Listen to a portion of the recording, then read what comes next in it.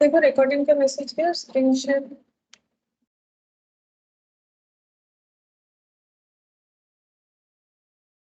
हाँ ma'am. Yes ma'am. अच्छा देखो हम लोग A16 पढ़ रहे थे, अभी तक कंप्लीट नहीं हुआ है हम लोग। ठीक है, तो देखो यहाँ पर लास्ट हम लोगों ने कुछ पॉइंट्स पढ़ा था, आज भी हम लोग कुछ दूसरा पॉइंट पढ़ेंगे बाकी है। और एक हम लोग का फॉरेन, अगर हम लोग बाहर से लोन लेते हैं तो एक्सचेंज रेट की वजह से क्या होगा वो भी हमें पढ़ना है। वो दो पॉइंट हम लोग का अभी भी बाकी। अच्छा देखो, सबसे पहले आज हम लोग यहाँ पर पढ़ेंगे कि सीजेशन ऑफ कैपिटलाइजेशन। ठीक है, लास्ट दिन हम लोगों ने पढ़ा था लेकिन सीजेशन नहीं था, वो क्या था देखो यहाँ पर नोट्स देखने से, सस्पेंशन। ठीक है, सस्पेंशन और सीजेशन में अलग होता है। सस्पेंशन मतलब उसे सस्पेंड कर देना, सीजेशन मतलब बंद कर देना। ठीक है, बंद करना और सस्पेंशन में फर्क होता है। तो देखो सीजेशन ऑफ कैपिटलाइजेशन,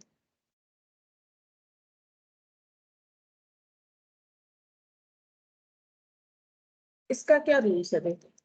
बोल रहा है कि capitalization of borrowing cost,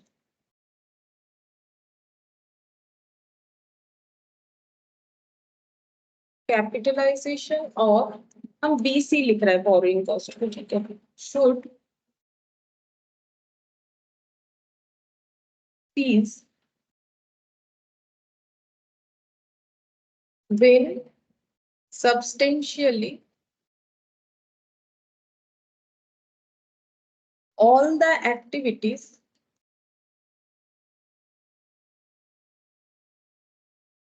necessary to repair the qualifying asset, हम उसे क्यू ए लिख रहे हैं क्योंकि तुम लोग को टर्म तो पता चल ही गया है। फॉर इट्स इंटेंडेड यूज और सेल आर कंप्लीटेड। दो पॉइंट है इसमें, लिख लेते फिर दोनों पॉइंट समझा के इसके रेस्पेक्ट में क्वेश्चन करेंगे। An asset is normally ready for its intended use और सेल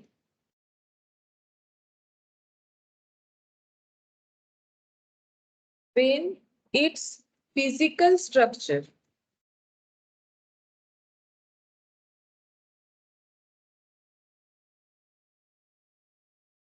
फिजिकल स्ट्रक्चर और कंस्ट्रक्शन, फिजिकल कंस्ट्रक्शन लिखते, स्ट्रक्चर नहीं लिखते, physical construction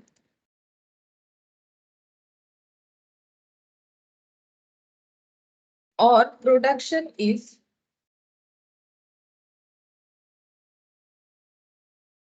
complete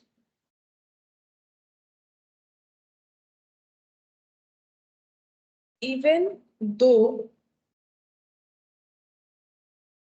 routine administrative work routine administrative work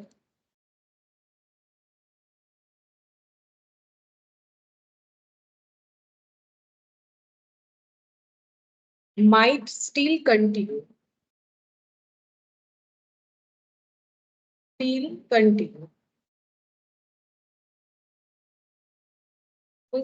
if minor modification such as if minor modification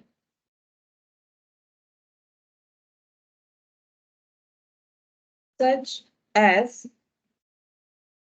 the decoration of a property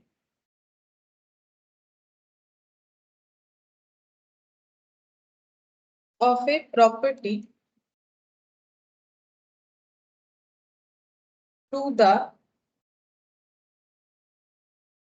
user's specification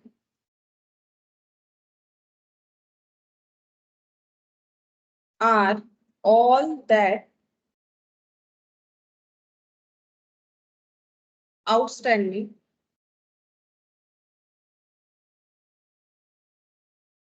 comma this indicates that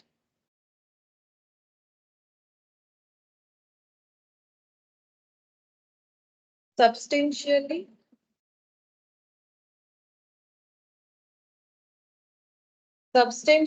all the activities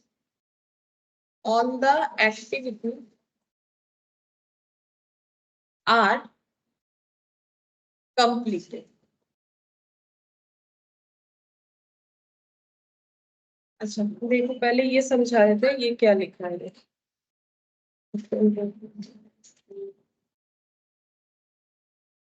तो देखो इसमें क्या बोला है कि cessation of capitalisation, हम लोग capitalisation को कब बंद कर सकते हैं, किस रेस्पेक्ट में बोला है, ये पॉइंट पढ़ने से समझ में आएगा। बोल रहा है कि देखो कैपिटलाइजेशन ऑफ बोरिंग कॉस्ट, क्योंकि हमें पता है कि बोरिंग कॉस्ट को हमें क्या करना पड़ता है, कैपिटलाइज करना पड़ता है, ठीक है। और उसका भी हम लोगों ने देखा है कि हम लोग कैसा लोन ले रहे हैं। बोरिंग कॉस्ट तो लोन पे होता है, हम लोग स्पेसिफिक एसेट के लिए ले रहे हैं या फिर हम लोगों ने मतलब स्पेसिफिक बोरिंग लिया है कि जनरल बोरिंग लिया है, जो भी हो। तो बोल रहे हैं कि कैपिटल, वो रूल्स को हम लोगों ने देखा है क्या होगा, capitalization of borrowing cost should cease when substantially all the activities necessary to prepare the qualifying asset for intended use or sale are completed। बोल रहा है capitalization of borrowing cost should be ceased, मतलब हमें boring cost को capitalise करना बंद कर देना चाहिए when substantially all the activities necessary to prepare the qualifying asset, जो qualifying asset हम लोग बना रहे हैं उसको बनाने के लिए जो भी substantially नेसेसरी एक्टिविटीज है वो हमारा कंप्लीट हो चुका है। वो क्वालिफाइंग एसेट जो है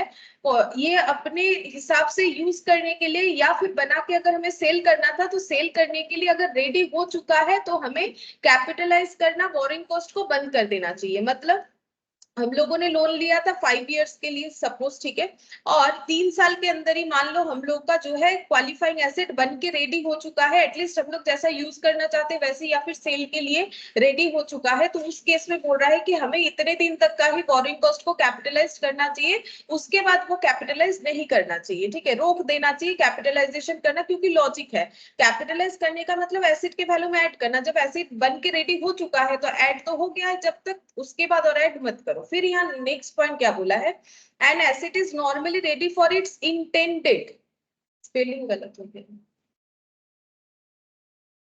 इंटेंडेड यूज और sale when its physical construction of production is completed. अब जैसे यहाँ पर बोला है ना कि अगर इंटेंडेड यूज के लिए रेडी है या सेल के लिए रेडी हो चुका है तो हमें उस पे कैपिटलाइज करना, बोरिंग कॉस्ट बंद कर देना चाहिए। अब रेडी का मतलब क्या है, इंटेंडेड यूज या फिर सेल के लिए जो कंप्लीट हो चुका है, यहाँ पर कंप्लीशन का डेफिनेशन क्या है, an asset is normally ready for its intended use और सेल। मतलब किसी भी एसेट को A16 कब बोलेगा कि ये नॉर्मली रेडी है यूज करने के लिए या फिर सेल करने के लिए, व्हेन इट्स फिजिकल कंस्ट्रक्शन और प्रोडक्शन इज कंप्लीट। बोल रहा है कि जब इसका फिजिकल कंस्ट्रक्शन या फिर जो प्रोडक्शन हो रहा था इस एसेट का वो कंप्लीट हो चुका है, even though routine administrative work might still continue.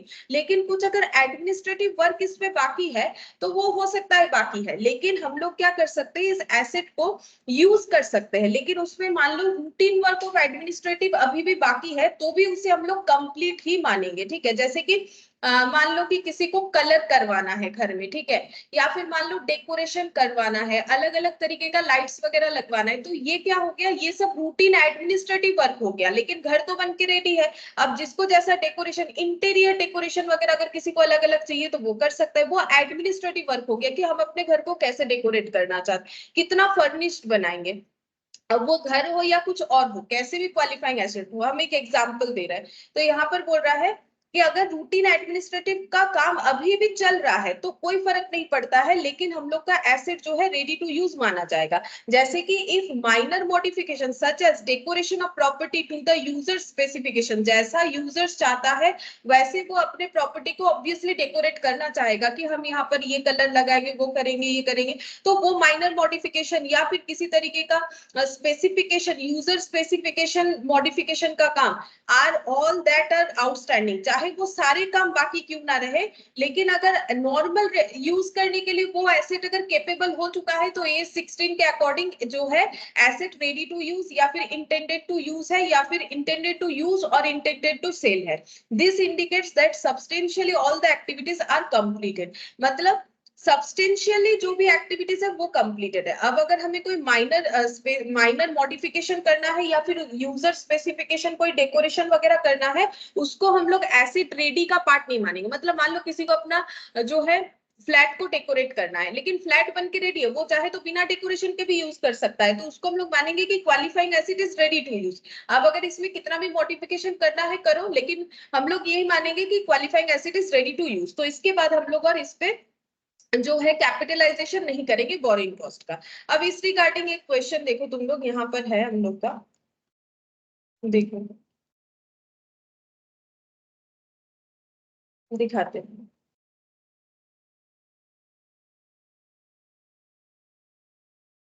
ये देखो यहाँ पर क्या बोला है, when capitalization of borrowing cost should cease as per accounting standard A16 explain the provision। मतलब तुम लोग को क्या बोलना पड़ेगा, तुम लोग को पूरा 6 नंबर का जो आंसर है वो यही वाला होगा। 6 नंबर का जो आंसर है पूरा यही वाला होगा कि A16 के प्रोविजंस के अकॉर्डिंग कब हमें बोरिंग कॉस्ट को कैपिटलाइज करने से रोक देना चाहिए। अब देखो यहाँ पर भी आंसर दिया हुआ होगा, लेकिन मैंने जो लिखवाया है वो भी तुम लोग लिख सकते हो। ये देखो यहाँ पर capitalization of borrowing cost should cease when substantially all the activities necessary to prepare the qualifying asset for its intended use और सेल आर कंप्लीटेड। मतलब क्वालिफाइंग एसेट को रेडी करने के लिए जो भी नेसेसरी काम है वो अगर हो चुका है तो बोरिंग कॉस्ट को कैपिटलाइज करना सीज कर दो।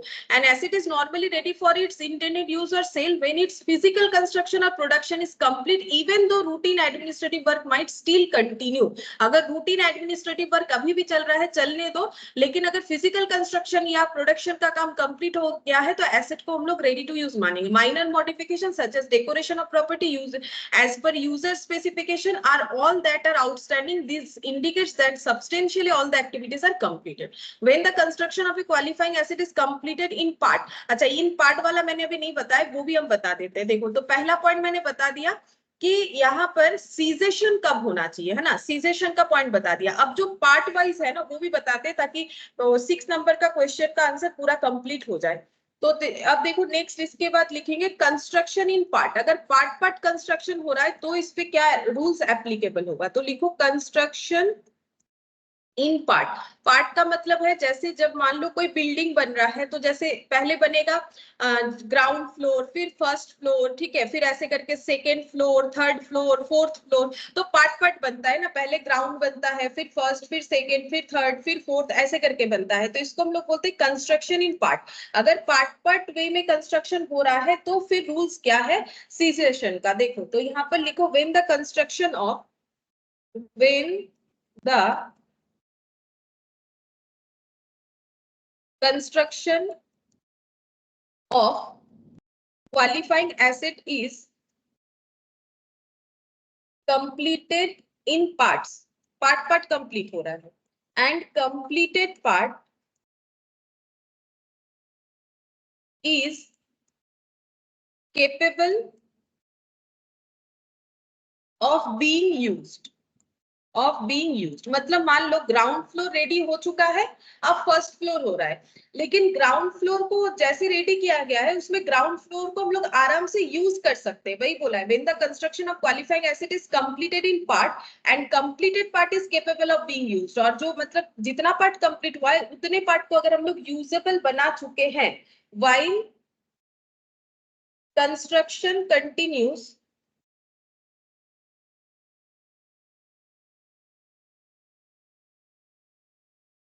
for the other parts, comma, capitalization of borrowing cost, capitalization of borrowing cost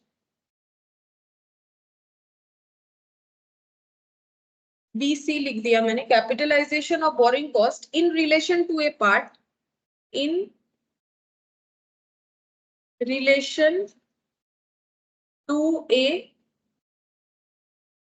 part should cease when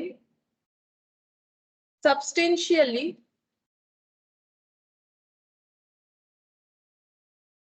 all the activities of that part are of that part are completed. Of that part are completed. समझा देते हैं क्या लिखा। देखो पहले तो हम लोगों ने पढ़ा कि अगर पार्टली मतलब प्रोडक्शन नहीं हो रहा है या कंस्ट्रक्शन का काम नहीं हो रहा है तो कैपिटलाइजेशन कब सीज करना चाहिए। फिर हम लोग पढ़े अगर कंस्ट्रक्शन का काम पार्ट वाइज हो रहा है तब क्या ट्रीटमेंट होता है। When the construction of qualifying asset is completed in part and completed part is capable of being used while construction continue for the other parts. मतलब ग्राउंड फ्लोर बन चुका है, इसको हम लोग यूज भी कर सकते हैं, यूजेबल कंडीशन में ये आ चुका है, लेकिन इसके आगे फर्स्ट फ्लोर सेकेंड फ्लोर ये सब अभी काम बाकी है। ठीक है, वही बोल रहा है फॉर द अदर पार्ट्स काम चल रहा है, construction continues for other parts. Capitalization of borrowing cost in relation to a part should cease. मतलब ग्राउंड फ्लोर क्योंकि बन चुका है मेरे एग्जांपल के हिसाब से, तो यहाँ पर बोरिंग कॉस्ट को हमें कर देना है सीज। इस जगह पर बोरिंग कॉस्ट एप्लीकेबल मतलब कैपिटलाइज नहीं होगा बोरिंग कॉस्ट को, और यहाँ पर कैपिटलाइज नहीं करेंगे ग्राउंड फ्लोर के कॉस्ट में। जो भी करना है इन सब में करना है। ये देखो in relation to part should cease when substantially all the activities of that part are completed. अगर ये ग्राउंड फ्लोर पूरी कंप्लीटेड हो चुका है, यूजेबल कंडीशन में आ चुका है, तो इस पे बोरिंग कॉस्ट को और कैपिटलाइज नहीं किया जाएगा। ठीक है, ये वाला पॉइंट लिखा हुआ है। तो ये हो गया पार्टली अगर कंस्ट्रक्शन का काम हो रहा है। अब देखो मैंने जो क्वेश्चन तुम लोग को यहाँ पर दिखाया था उस क्वेश्चन में ये पॉइंट भी इन्होंने ऐड किया है। बोल रहा है कि when the construction of a qualifying asset is completed in parts and completed part is capable of being used while construction continues for the other parts, capitalization of borrowing cost in relation to a part should cease when substantially all the activities necessary to prepare that part for intended use or sale are completed। तो देखो मैंने जो लिखा है वही हो गया, तो तुम लोग एक बार लिख ली हो तो तुम लोग के दिमाग में भी बात चला जाएगा। क्वेश्चन हमें क्या पूछा था कि हमें A16 के रिगार्डिंग प्रोविजंस यानी रूल्स रेगुलेशंस बताना है। किस बात का, कब हमें बोरिंग कॉस्ट को सीज करना चाहिए। तो बोरिंग कॉस्ट को सीज का बात जब होगा दो पार्ट में तुम लोग को आंसर देना चाहिए। एक हो गया पार्टली प्रोडक्शन, मतलब अगर कोई एसिड पार्ट प्रोडक्शन हो रहा है, और एक पार्ट है कि अगर कोई एसिड पूरी प्रोडक्शन हो रहा है, मतलब वो पार्टली नहीं है पूरा एक चीज प्रोडक्शन हो रहा है, तब क्या आंसर होगा। ठीक है, तो ये देखो 6 नंबर वाला आंसर हम लोग का कंप्लीट हो गया। अच्छा अब देखो 7th नंबर वाले में क्या बोला है, यहाँ पर बोल रहा है कि as limited incurs borrowing cost for the purpose of construction of a qualifying asset for its own use. As limited ने क्या किया है, बोरिंग कॉस्ट को इनकर किया है, मतलब उन्होंने लोन लिया है तो बोरिंग कॉस्ट उन पे एप्लीकेबल हो गया है। और क्यों लोन लिया है, for the purpose of construction of a qualifying acid, qualifying acid को कंस्ट्रक्शन करने के लिए। The construction gate completed on May 31, 2001। Construction का काम कंप्लीट हो चुका है 31 May 2001 को। However decoration work is under process. अभी भी जो ये क्वालिफाइंग एसिड इन्होंने बनाया है वहां डेकोरेशन का काम अभी भी बंद मतलब कंप्लीट नहीं हुआ है, अंडर प्रोसेस है, which is expected to be completed by November 2001। अब ये यहाँ पर जो है डेकोरेशन कब कंप्लीट होगा, डेकोरेशन का काम कंप्लीट होगा बोल रहा है नवंबर, यानी कि नवंबर मतलब 11 मंथ हो जाएगा। ठीक है, 11/2/2001 इस डेट को जो है बोल रहा है, मतलब डेट तो बोला नहीं है, जो है नवंबर मंथ में ये कंप्लीट होगा डेकोरेशन का काम। After which edge limited will be able to start using the said asset for its own use. आप ये उसके बाद उसे यूज करना स्टार्ट करेंगे। Edge limited wants to capitalise the eligible borrowing cost incurred up to November 2001। तो as limited बोल रहा है कि हम अपने बोरिंग कॉस्ट को कैपिटलाइज करेंगे नवंबर तक। नवंबर तक क्या इनका ये ट्रीटमेंट सही है कि गलत, मुझे बताओ। अभी मैंने तुम लोग को जो प्रोविजन बताई उसी के हिसाब से है कि एसिड रेडी टू यूज है, लेकिन वो अपने डेकोरेशन का काम कंप्लीट करेंगे नवंबर को, तो उनको बोरिंग कॉस्ट कैपिटलाइज्ड कब तक करना चाहिए। क्वेश्चन में बोला है, वो तो बोल रहे इतने दिन तक करेंगे, क्या ये सही है कि गलत है, बोलो। अभी आज ही तो करवाया फर्स्ट वाला प्रोविजन, बोलो।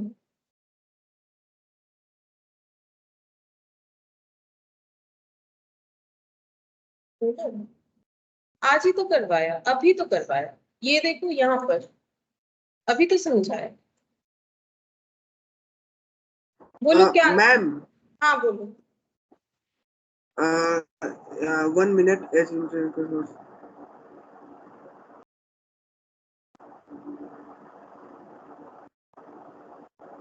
मैम वो नवंबर तक कैपिटलाइज कैसे कर सकता है जब कंस्ट्रक्शन 31 मई तक कंप्लीट हो गया। इसका मतलब मेरा qualifying asset ready to use हो गया है। हाँ। अब उसमें वो डेकोरेशन कर रहा है, डेकोरेशन करने के बाद वो कंप्लीट कर रहा है नवंबर 2001 तक। इसका मतलब जब जब मेरा qualifying asset already intended to use है, तो हम जो भी इंटरेस्ट होगा वो सिर्फ और सिर्फ मई 31 तक ही हम कैपिटलाइज करेंगे। उसके बाद सारा एक्सपेंस हम पीएल में एक्सपेंस के रूप में दिखा देंगे। और ये जो अकाउंटिंग फॉलो कर रहा है ये as per accounting standard 16 borrowing cost के अनुसार ये इनकरेक्ट है। हाँ, क्योंकि A16 बोला है कि अगर एसेट रेडी टू यूज है तो वो क्वालिफाइंग एसेट कंप्लीटेड माना जाएगा। इसके बाद हजारों डेकोरेशन कर ले हम लोग, कोई भी डेकोरेशन का काम हम लोग करें, वो तो जो है एडिशनल माना जाएगा। लेकिन अगर चार दिवाली बन के रेडी है, चार दिवाली इन द सेंस देखो जिसको जैसा चाहिए, ठीक है। तो अगर किसी को फैक्ट्री चाहिए, फैक्ट्री रेडी टू यूज है, अब उसमें जितना भी डिजाइन करूं उससे कोई फर्क नहीं पड़ता है। तो जो डेकोरेशन का काम है वो हमारा क्वालिफाइंग एसेट का रेडी हुआ या नहीं हुआ है उसके साथ कोई लिंक नहीं होता है, ठीक है। तो सिर्फ हमें देखना है qualifying asset ready to use है कि नहीं, वो क्वेश्चन पढ़ के ही पता चलेगा। अब देखो आज ही पढ़ा है मैंने, एकदम स्टार्टिंग वाला पॉइंट तो तुम लोग का यही था। अभी जो मैंने तुम लोग को लिखवाया ये देखो यहाँ पर क्या लिखा है, एडमिनिस्ट्रेटिव वर्क हो, रूटीन एडमिनिस्ट्रेटिव वर्क हो, माइनर मॉडिफिकेशन हो या कोई डेकोरेशन का काम हो, वो कभी भी हमें क्वालिफाइंग एसेट का रेडी हुआ है कि नहीं हुआ है उसको डिफाइन नहीं कर सकता। हाँ सही आंसर बोले हो। अब देखो कैसे लिखना पड़ेगा, यहाँ पर ऐसे लिखना पड़ेगा, the capitalisation of borrowing cost shall cease, capitalisation of borrowing cost हमें बंद कर देना चाहिए when substantially all the activities necessary to prepare the qualifying asset for its intended use और सेल इज कंप्लीटेड। तो ये कीवर्ड है, देखो कब हम लोग मानेंगे क्वालिफाइंग एसेट हमारा कंप्लीटेड है इंटेंडेड यूज या फिर सेल के लिए, जब substantially all the activities necessary to prepare the qualifying asset is completed, asset for its intended use or sale is completed। ये जो मैंने गोल गोल किया है ना, ये हम लोग का कीवर्ड्स है। सब्सटेंशियली सारे एक्टिविटीज जो नेसेसरी है क्वालिफाइंग एसेट को प्रिपेयर करने के लिए, वो अगर कंप्लीटेड है तो एसेट को रेडी टू यूज या intended for ready to use और सेल माना जाएगा। In this given case as limited should capitalise borrowing cost only up to May 31, ठीक है, क्योंकि the borrowing cost incurred after that, इसके बाद भी अगर लोन चल रहा है तो इंटरेस्ट तो चल ही रहा होगा, कैन नॉट बी कैपिटलाइज, लेकिन वो कभी भी एसेट के वैल्यू में हम लोग ऐड नहीं करेंगे। As asset was ready for intended use on May 31, 2001, asset जब रेडी हो चुका है तो एसेट का कॉस्ट जिस दिन रेडी हुआ उस दिन ही डिफाइन हो जाएगा, जो भी ऐड वगैरह करना है उसके बेसिस पे, ठीक है। The fact that decoration work was being carried out should not considered as the asset was ready for its intended use on May 31, 2000। तो डेकोरेशन का काम कब कंप्लीट होगा उससे हमें कोई लेना देना नहीं है, वो होने दो, चाहे 5 साल तक डेकोरेशन का काम चले, किसी को अगर ऐसा डेकोरेशन करवाना है करो आप, लेकिन बोरिंग कॉस्ट हमारा और कैपिटलाइज नहीं होगा क्योंकि एसेट रेडी टू यूज है 31 मई, ठीक है। यही चीज बोला है। तो मैंने देखो तुम लोग को जो भी 2 पॉइंट लिखवाया ना, उसी 2 पॉइंट पे तुम लोग को मैंने 2 क्वेश्चन यहाँ से बताया अभी, ठीक है। 6th नंबर और 7th नंबर क्वेश्चन, ये दोनों हम लोग का उसके बेसिस पे था। अच्छा अब देखो नेक्स्ट पॉइंट हम लोग और एक पॉइंट सीखते हैं नया। नेक्स्ट पॉइंट में लिखेंगे, लिखो डिस्क्लोजर। डिस्क्लोजर क्या क्या जरूरत होता है ये एक बार लिखवा देते हैं, ठीक है, थोड़ा सा याद रखने के लिए। हर एक एज का अपना अपना डिस्क्लोजर होता है। A16 का क्या डिस्क्लोजर, A16 का जो डिस्क्लोजर है लिखो, the financial statement should disclose, the financial statement should disclose, financial statement में क्या डिस्क्लोज होना चाहिए अगर हम लोग A16 का जो है यूज कर रहे हैं, the accounting policy, the accounting policy adopted for borrowing cost. Borrowing cost के लिए हम लोगों ने क्या अकाउंटिंग पॉलिसीज लिया है, पॉलिसीज मतलब रूल्स रेगुलेशन, A16 का जो भी रूल्स रेगुलेशन है, क्वालिफाइंग एसेट है तो क्या होगा, नहीं है तो क्या होगा, क्वालिफाइंग मतलब पूरा A16 को हमें डिफाइन करना पड़ेगा कि A16 जो हम लोग फॉलो कर रहे हैं उसमें हम लोगों ने क्या क्या अकाउंटिंग पॉलिसी अडॉप्ट किया है। फिर उसके बाद the amount of borrowing cost capitalised during the period, कितना उस पीरियड में, मतलब किसी एक फाइनेंशियल स्टेटमेंट जो कि 12 मंथ्स का नॉर्मली बनता है, the amount of borrowing cost capitalise during the period, उस पीरियड में कितना बोरिंग कॉस्ट जो है वो कैपिटलाइज हुआ है, इस बात का भी डिस्क्लोजर होना चाहिए। ठीक है, ये छोटा सा पॉइंट था, मैंने बता दिया कि ये मतलब कभी अगर पूछ ले कि डिस्क्लोजर में क्या करना पड़ता है, तो डिस्क्लोजर में ये दोनों पॉइंट हमें ध्यान रखना पड़ेगा। अच्छा, अब नेक्स्ट पॉइंट जो हम लिखवाएंगे उस पे हम लोग ऑलरेडी क्वेश्चन कर चुके हैं कि स्पेसिफिक बोरिंग होने से क्या होता है, जनरल बोरिंग होने से क्या होता है। अगर हम लोगों ने जनरल बोरिंग को क्वालिफाइंग एसेट के लिए यूज किया है तो उसमें 3 स्टेप में हम लोग क्वेश्चन कर रहे थे, वही वाला हमें करना है। तो उसके लिए देखो हम यहाँ पर, अच्छा यहाँ ये 8th नंबर वाला भी हम लोग कर सकते थे जो भी मैंने पढ़ा है, ठीक है, बाद में अभी कर लेंगे, अभी पहले इसको लिखवा देते, ठीक है। कीवर्ड्स के लिए हम लिखवा रहे ताकि जब क्वेश्चन लिखोगे तो तुम लोग के पास कॉपी में ये पूरा कीवर्ड्स रहना चाहिए, ठीक है, ये तुम लोग को पता है वैसे। लिखो to the extent that funds are borrowed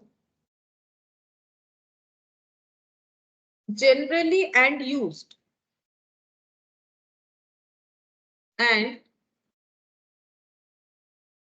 for the purpose of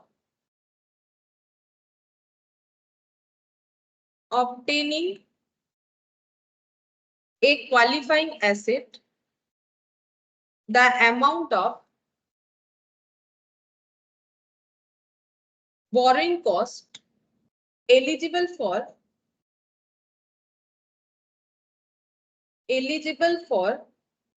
capitalization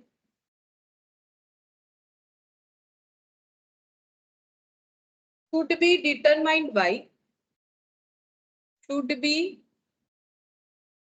determined by applying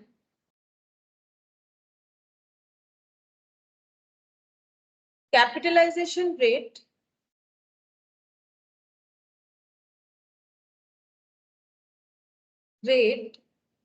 to the expenditure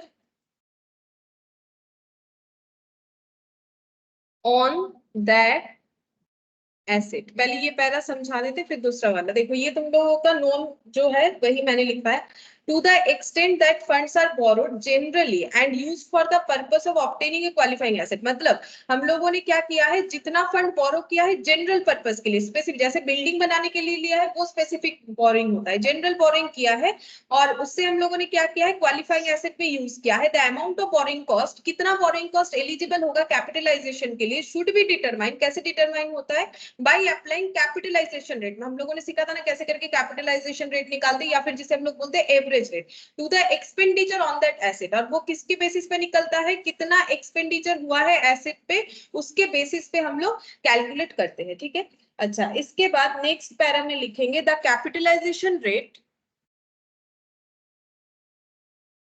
the capitalization rate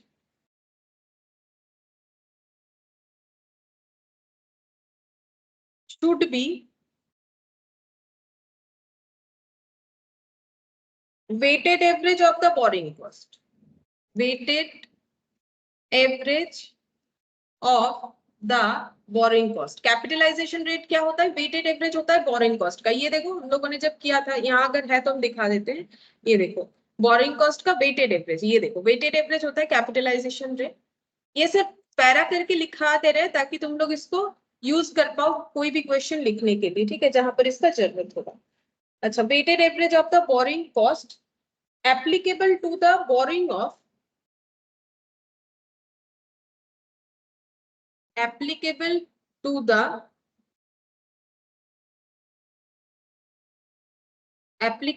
the borrowing of the enterprise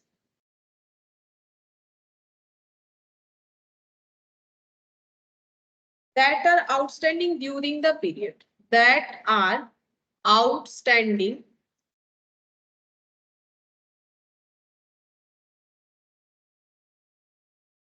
during the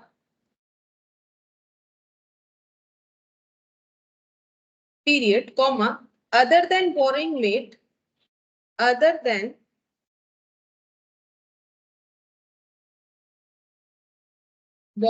made specifically for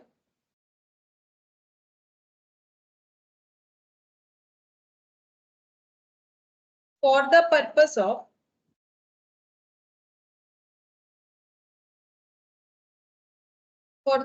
of obtaining qualifying asset,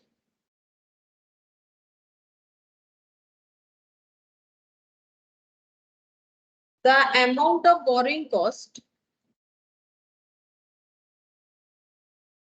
capitalized during a period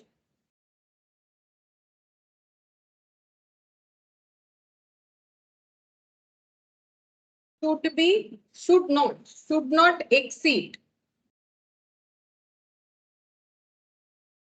the amount of borrowing cost incurred during the period. समझा देते हैं क्या लिखा है मैंने. The capitalization rate should be weighted average of the borrowing cost applicable to the borrowing of the enterprise that are outstanding during the period. उस साल जितना लोन बाकी रहेगा मतलब जो जनरल बोरोइंग का उसमें हमें कैपिटलाइजेशन रेट निकालना पड़ता है. कैसे निकालते हैं? वेटेड एवरेज करके. Other than borrowing made specifically for the purpose of obtaining qualifying asset. और ये जो कैलकुलेट किया जाता है ये इंटरेस्ट रेट का यही एकलौता वैल्यू नहीं है जो कैपिटलाइज्ड होगा. स्पेसिफिक बोरोइंग का जो है वो तो अपना कैपिटलाइज्ड होगा ही होगा और जनरल बोरिंग का कैसे होगा वो बताया है. The amount of borrowing cost capitalized during a period should not exceed the amount of borrowing cost incurred during the period. मतलब किसी एक पीरियड में टोटल जितना इंटरेस्ट हो रहा है और हम लोग जितना कैपिटलाइज कर रहे हैं तो टोटल इंटरेस्ट के वैल्यू से कैपिटलाइज्ड वैल्यू कभी भी ज्यादा होना नहीं चाहिए. ठीक है. और ये नॉर्मल सा बात है. देखो अगर मेरा पूरे साल का जितना इंटरेस्ट हो रहा है उससे हम जितना कैपिटलाइज करेंगे वो ज्यादा हो जाएगा. ये पॉसिबल नहीं है. जैसे कि देखो ये वाले क्वेश्चन में अगर देखोगे ये कभी नहीं हो सकता. ये देखो यहाँ पर क्या दिया है. ये देखो जैसे हम लोगों ने यहाँ पर क्या किया. देखो इंटरेस्ट टू बी कैपिटलाइज 10,000 और ये एवरेज करने के बाद इतना आया. ठीक है. फिर हम लोगों ने ये वैल्यू को यहाँ पर कैपिटलाइज कर दिया. बोल रहे कि ये जो कैपिटलाइज्ड का वैल्यू है और ड्यूरिंग द पीरियड टोटल जितना इंटरेस्ट हो सकता है वो कभी भी इस वैल्यू से मतलब ये वैल्यू उससे कभी भी ज्यादा नहीं हो सकता है. ये वैल्यू उस वैल्यू से कभी भी ज्यादा नहीं हो सकता है. ये चीज बोला है. ठीक है. अगर इंटरेस्ट इंडिविजुअली भी देखते हैं तो ये वैल्यू उससे ज्यादा नहीं हो सकता है. ये चीज बोल रहा है. ठीक है. अच्छा और एक लास्ट पॉइंट इस पे फिर उसके बाद फिर से क्वेश्चन करेंगे हम लोग यहाँ पर. To the extent the fund are borrowed to the extent that funds are borrowed specifically for the purpose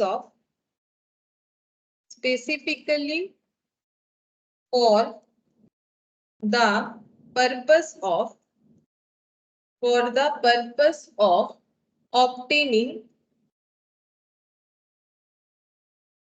qualifying asset, the amount of borrowing cost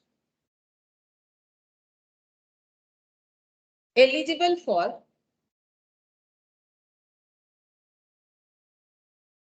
capitalization on the asset should be determined as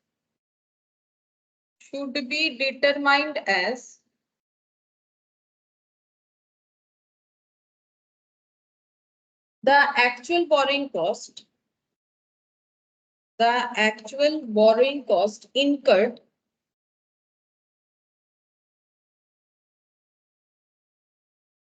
during the period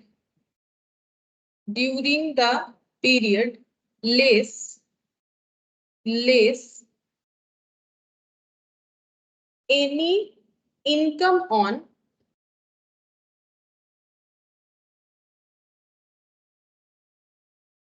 the temporary investment of those borrowing.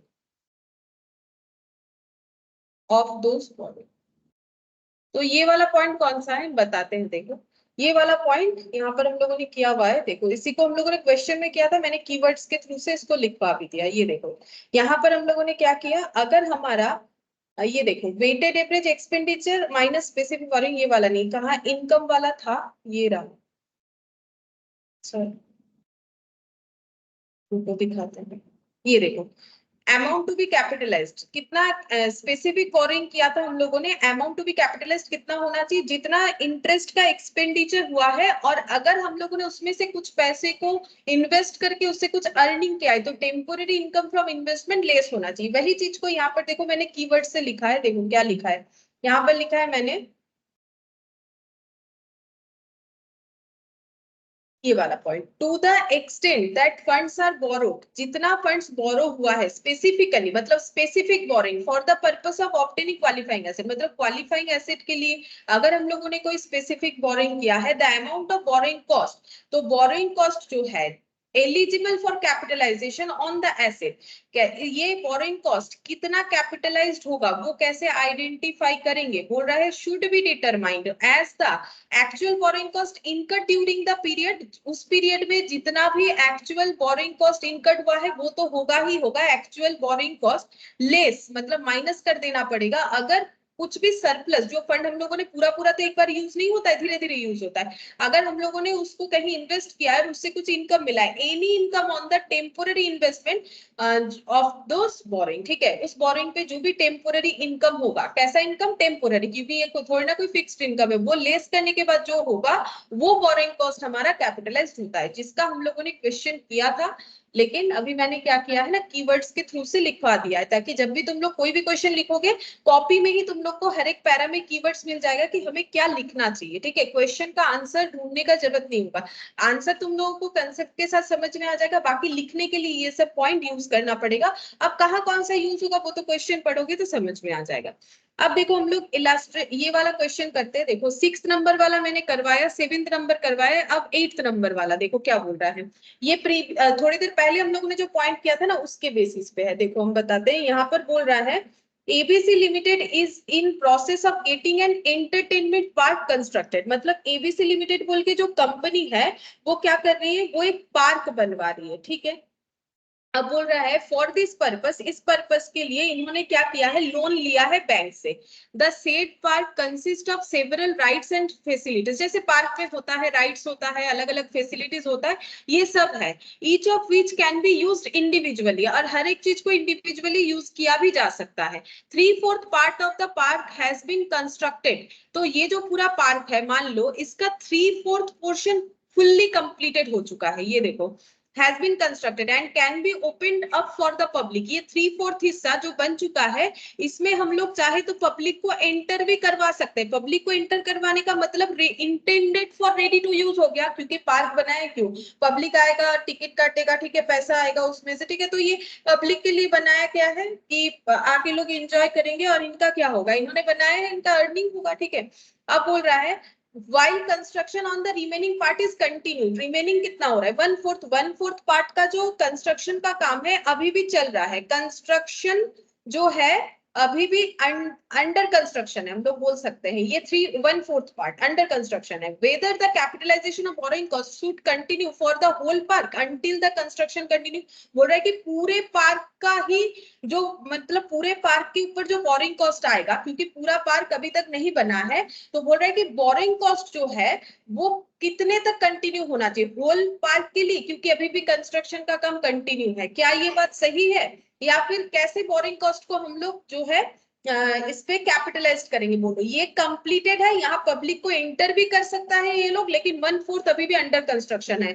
यानी part construction वाला point हो गया, हम बता भी देते हैं, देखो तुम लोग का आंसर कौन से पॉइंट में देना है, कंस्ट्रक्शन इन पार्ट, ठीक है, उसके बेसिस पे तुम लोग एक बार अपने कॉपी में पढ़ो, पढ़ के मुझे बताओ कि पूरे पार्क पे बोरिंग कॉस्ट आएगा या फिर सिर्फ 3/4 पोर्शन पे आएगा या फिर 1/4 पे आएगा या फिर पूरे पार्ट पे आएगा, कहां पर सीजेशन कर देना चाहिए, कितने पे आगे लगना चाहिए, बोलो। मैम, हाँ बोलो। as per accounting standard 16 borrowing cost, the cessation of the capitalization of borrowing cost is happens when the asset is already ready for ready for use or sell. So here intended 3/4 of use for sale, intended वाला language use करो, Yes, ma'am. When the qualifying asset is intended for use or sale, so यहाँ पर 3/4 of the park has been constructed and is open for public use. That means the construction of the park is already completed and is ready for its intended use for the public. Therefore,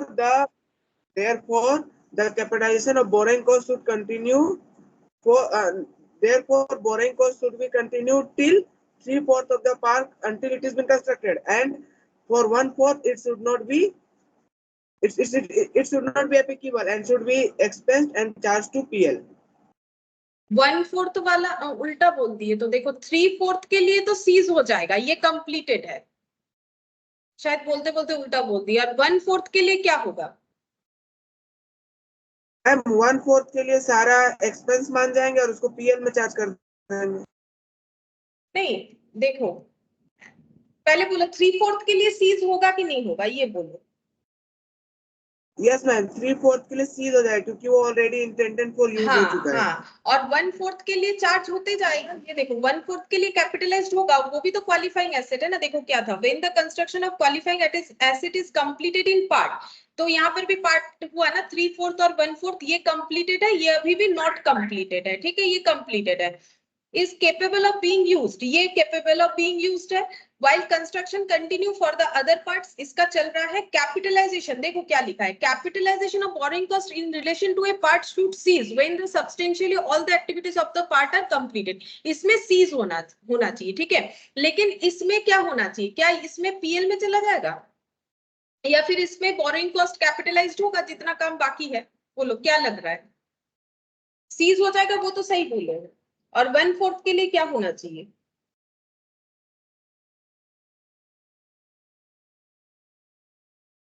one fourth भी तो qualifying asset है। हाँ बोलो। 1/4 के लिए तो फिर capitalisation होना चाहिए। हाँ, फिर वो आगे होता जाएगा, ठीक है। एक के लिए बंद हो जाएगा, जितना भी बन के रेडी नहीं है उसके लिए कैपिटलाइजेशन होगा।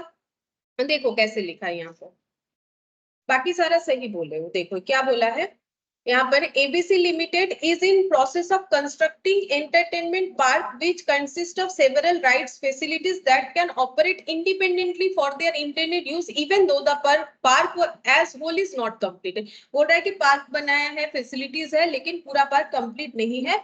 The individual facilities are ready for the intended use.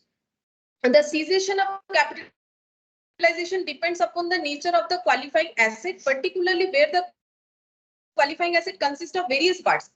अलग पार्ट में रेडी हो रहा है, there are qualifying assets where each part is capable of being used while the construction continues on other part। बोल रहा है अलग अलग पार्ट में qualifying asset बना है जिसमें से कुछ पार्ट ready to use हो चुका है।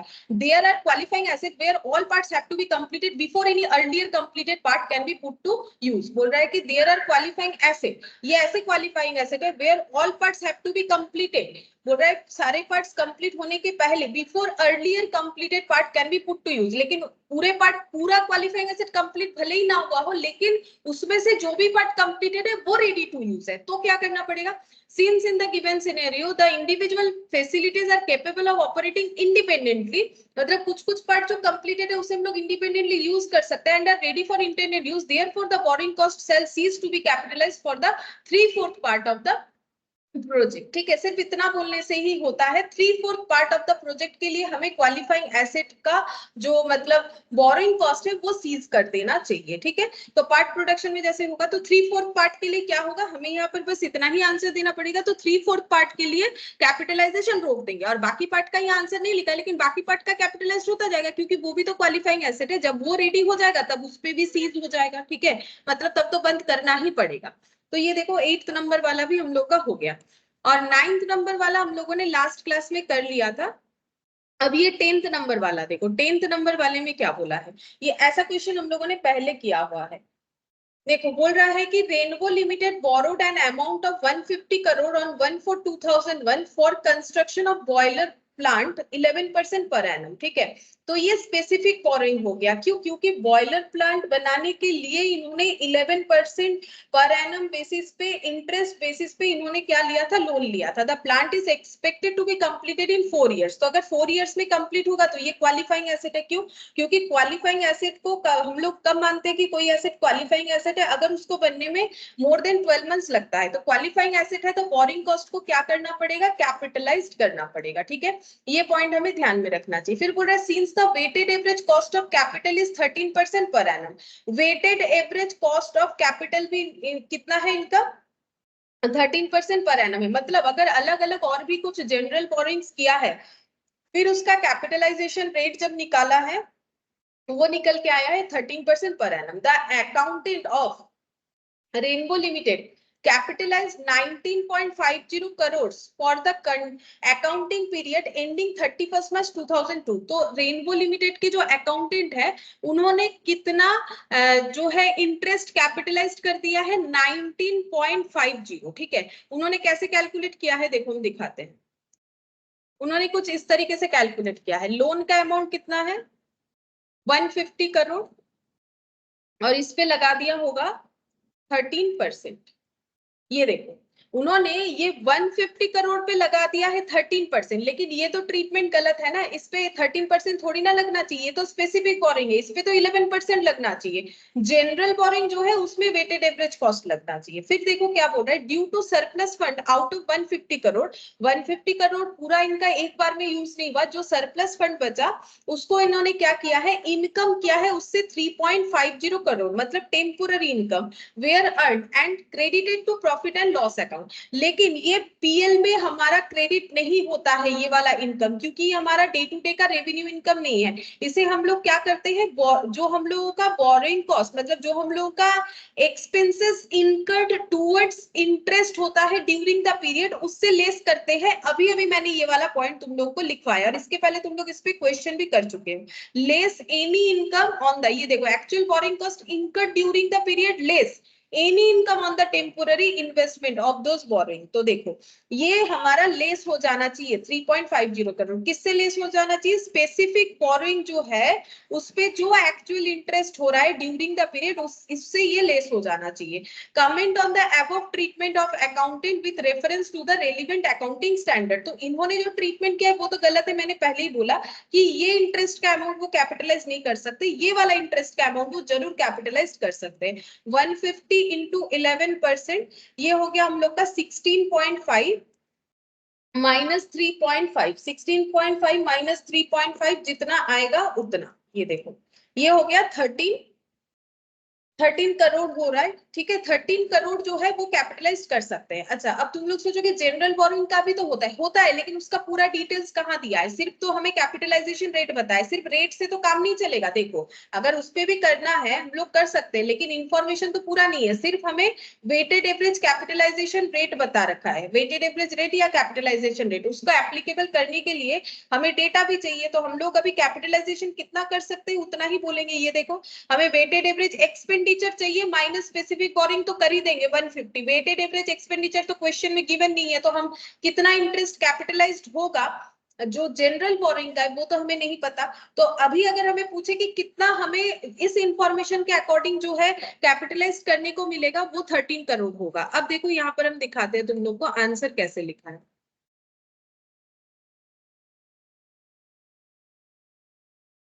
ये देखो 9th नंबर, 9th नंबर में बोला है, 9th नहीं आई थिंक 10, 9th वाला तुम लोगों ने लास्ट दिन किया था इसलिए 10th। ये देखो para 10 of A16 borrowing cost states to the extent that fund are borrowed specifically for the purpose of obtaining a qualifying asset। जितना अमाउंट का बोरोइंग स्पेसिफिक पर्पस में यानी क्वालिफाइंग एसेट को बनाने के लिए किया जाता है, the amount of borrowing cost eligible for capitalization on the asset should be determined as the actual borrowing cost incurred on that borrowing during the period less any income on the temporary investment of those borrowing। ठीक है, ये होना चाहिए। अब देखो मैंने ये तुम लोग को क्यों लिखवाया था, ये देखो ये सेम कीवर्ड तुम लोग को अपने कॉपी में मिलेगा, ऊपर से तुम लोग खुद आज लिखे हो तो इसका कुछ ना कुछ पॉइंट तुम लोग को जरूर दिमाग में जाएगा। ये देखो ये वाला, जब भी ऐसा क्वेश्चन आएगा तुम लोग को ये कीवर्ड्स को यूज करना चाहिए। ठीक है, अच्छा फिर क्या बोल रहा है, Capitalization rate should be weighted average of the borrowing cost applicable to the borrowing of the enterprise that are outstanding during the period other than borrowing made specifically for the purpose of obtaining a qualifying asset. मतलब ये कौन सा वाला बोल रहा है, वही general boring का जितना भी अमाउंट बाकी रहेगा उस पे हम लोग क्या करते हैं, कैपिटलाइजेशन रेट लगा देते हैं. तो बोल रहे हैं दस the treatment of accountant of rainbow limited is incorrect. क्यों इनकरेक्ट है, क्योंकि उन्होंने क्या किया है, कैपिटलाइज मतलब वेटेड एवरेज रेट को 150 करोड़ पे लगाया है. लेकिन ये वाला पॉइंट भी तुम लोग को ऐड ऑन करना पड़ेगा. कैपिटलाइजेशन रेट का क्या करना चाहिए, should be the weighted average rate, वो होना चाहिए weighted average rate of the borrowing cost. कौन सी बोरिंग कॉस्ट का, applicable to the borrowing of the enterprise, जो कि उस एंटरप्राइज का बोरिंग कॉस्ट होगा दैट आर आउटस्टैंडिंग, जो अभी भी बाकी है पे करना during the period other than borrowing made specifically, मतलब स्पेसिफिक बोरिंग के अलावा जो बोरिंग होगा यानी कि जनरल बोरिंग. देखो ये पॉइंट भी मैंने तुम लोगों को लिखवाया है, ठीक है, ताकि तुम लोग ये कीवर्ड का यूज कर सको. तो जो भी डेटा है उसके हिसाब से पहला बात है, रेनबो लिमिटेड के अकाउंटेंट ने गलत ट्रीटमेंट किया है. सही ट्रीटमेंट क्या होना चाहिए, actual interest during the period, specific borrowing के ऊपर इतना, income on temporary investment from specific borrowing इतना, borrowing cost capitalise during the period हो जाएगा 13 करोड़. ठीक है, ये क्वेश्चन ऐसा हम लोगों ने पहले भी किया है, सिंपल ये वाला क्वेश्चन में कुछ ज्यादा था नहीं. ठीक है, लेकिन तुम लोगों को सिर्फ इतना करके आने से तो नहीं होगा, ये पॉइंट्स को लिखना पड़ेगा. ठीक है, जिस पॉइंट के बेसिस पे तुम लोग कैलकुलेशन करते हो उस पॉइंट को लिखना पड़ेगा. यहाँ पर यही जो पॉइंट है मेन हो जाता है लिखना. ठीक है, कि प्रोविजंस को ठीक तरीके से लिख के दिखाना पड़ेगा. अच्छा, अब देखो हम लोगों ने 10 तक कर लिया. अब 11th नंबर में, अच्छा 11th नंबर का जो है ये शायद हम लोग का देखते हैं क्या बोला है. Harish construction company is constructed a huge building project consisting of 4 phases. ठीक है, ये जो बिल्डिंग है इसमें 4 फेज में काम होगा, 1 2 3 4. ठीक है, फिर बोल रहा है it is expected that the full building will be constructed over several years but phase 1 phase 2 of the building will be started as soon as they are completed. बोल रहा है कि पूरे बिल्डिंग को बनने में कुछ साल लग सकते हैं, लेकिन फेज 1 और फेज 2 जो है बिल्डिंग का वो जल्दी जल्दी बनाना स्टार्ट कर दिया जाएगा और जल्दी जल्दी कंप्लीट कर दिया जाएगा. Following is the detail of the work done on different phases of the building during the current year. अच्छा, हमें दे भी दिया है कि कौन सा फेज कब तक इन्होंने कंप्लीट किया हुआ है. तो देखो दिया है कि कैश एक्सपेंडिचर फेज 1 पे कैश एक्सपेंडिचर अभी तक हुआ है 10, जो है 10, यहाँ पर 30 25 30 इतने इतने चारों फेज पे खर्चे हो चुके हैं. Building purchase 24 34 30 38. टोटल एक्सपेंडिचर इतना इतना हुआ है. Total expenditure of all phase जो कि ये 2 to 1 हो रहा है. 2 to 1 आई थिंक ये सबको मिला के हो रहा होगा, चेक करते हैं. 34 64 55 और 68. हाँ, ये देखो टोटल एक्सपेंडिचर क्या हो गया, ये सबको मिला के ये 2 to 1 आ रहा है. लोन टेकन है 15% at the beginning of the year 200 का. ठीक है, अब हमें करने क्या बोला है, बोल रहा है कि during mid of the current year के मिडिल में phase 1 and phase 2 have become operational. मतलब फेज 1 और फेज 2 को हम लोग यूजेबल बना चुके हैं. ऑपरेशनल मतलब वो है कि एक्टिव हो चुका है, इसको हम लोग यूज कर सकते हैं. ठीक है, middle of the current year में. अब फिर बोल रहा है find out the total amount to be capitalised and to be expenses during the year. तो अभी अभी हम लोगों ने पढ़ा, अगर पार्टली कोई एसेट हमारा बन रहा है तो अगर उसमें से जितने पार्ट्स भी बन के रेडी हो चुके हैं उस पे कैपिटलाइजेशन सीज हो जाना चाहिए, बाकी पार्ट्स पे कैपिटलाइजेशन चलते रहना चाहिए. ठीक है, अब देखते हैं, देखो आंसर कैसे किया हुआ, यहां से ही दिखा देते हैं.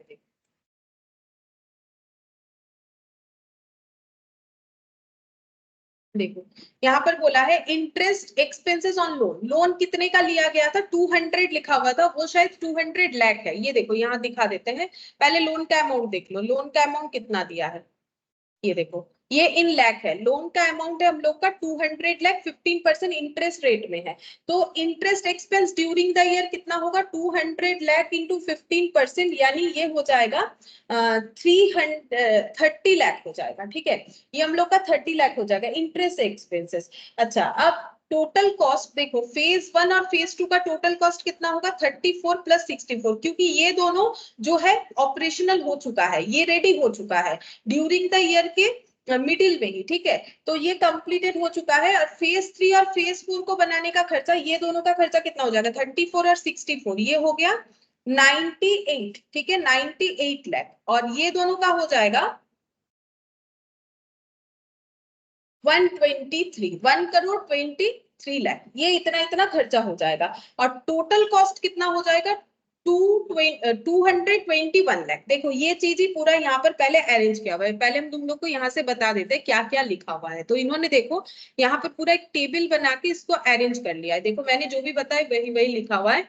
इंटरेस्ट एक्सपेंसेस पहले निकाल लिया, कितना है 30 लाख। फिर उसके बाद फेज 1 फेज 2 को अलग दिखाया क्योंकि वो रेडी हो चुका है यूजेबल कंडीशन में, जो कि हम लोग का हो रहा है 98 लाख। ठीक है, तो हम यहाँ से ये हटाते हैं, 98 लाख भी बता दिए, वो भी हटा देते हैं। और फेज 2 और फेज 3 और फेज 4 का खर्चा हो रहा है 1,23,00,000 लाख, और दोनों का मिला के हो रहा है 221 लाख, यानी कि 2,21 लाख। अच्छा, अब टोटल लोन कितना था? टोटल लोन था हम लोगों का, ये देखो 2 करोड़। ठीक है, उस पे हम लोगों का लोन का सॉरी इंटरेस्ट अमाउंट कितना था 30 लाख। तो अगर यहाँ पर देखो, यहाँ ये जो है ये तो एक्सपेंडिचर के अकॉर्डिंग हो गया ना। अब देखो हमें क्या फाइंड आउट करना है, interest on loan used for phase 1 and phase 2। हमें अलग अलग फेज पे इंटरेस्ट जो है वो प्रोपोर्शन करना पड़ेगा, प्रोपोर्शनेटली। तो देखो अगर मेरा जो है टोटल लोन अगर 98 लाख है, सॉरी टोटल लोन अगर 2 करोड़ है, ये देखो लोन अगर 2 करोड़ है और उस पे इंटरेस्ट अगर मेरा कितना है, इंटरेस्ट अगर मेरा 30 लाख है, ठीक है 30 लाख है, और यहाँ पर टोटल कॉस्ट टोटल एक्सपेंडिचर कितना हुआ है 2,21 लाख। ठीक है, 2,21 लाख, 2,21 लाख जो है 4 फेजेस का एक्सपेंडिचर है, जिसमें से पहले 2 फेजेस का एक्सपेंडिचर कितना है 98 लाख। ठीक है, तो अगर 2,28 लाख का एक्सपेंडिचर पे इंटरेस्ट इतना है तो 98 लाख पे कितना होगा? तो प्रोपोर्शनेट करके निकाल लिया गया है। देखो प्रोपोर्शनेट करके निकाल लिया गया है, इंटरेस्ट हो रहा है इतना। ठीक है, अगर हम लोग यहाँ पर कैलकुलेशन करते हैं तो तुम लोग को इतना मिल जाएगा। फिर नेक्स्ट कैसे बाकी फेजेस का निकालेंगे, फेजेस 3 एंड 4 का। तो देखो उसमें भी ऐसे हो जाएगा 2,21 लाख एक्सपेंडिचर होने पे, ठीक है, ये इतना एक्सपेंडिचर होने पे हम लोग का इंटरेस्ट कितना बनता है? इंटरेस्ट बनता है हम लोगों का 30 लाख। ठीक है, यहाँ पर हम लोग 30 लाख लिख सकते हैं, या फिर तुम लोग 30 लाख इधर भी लिख सकते हो। तो अगर हम लोग का एक्सपेंडिचर 1,23 लाख हो रहा है, ठीक है 1,23 लाख हो रहा है, तो हम लोग का इंटरेस्ट कितना होगा? देखो ऐसे ही निकाला होगा, देखो सेम तरीके से।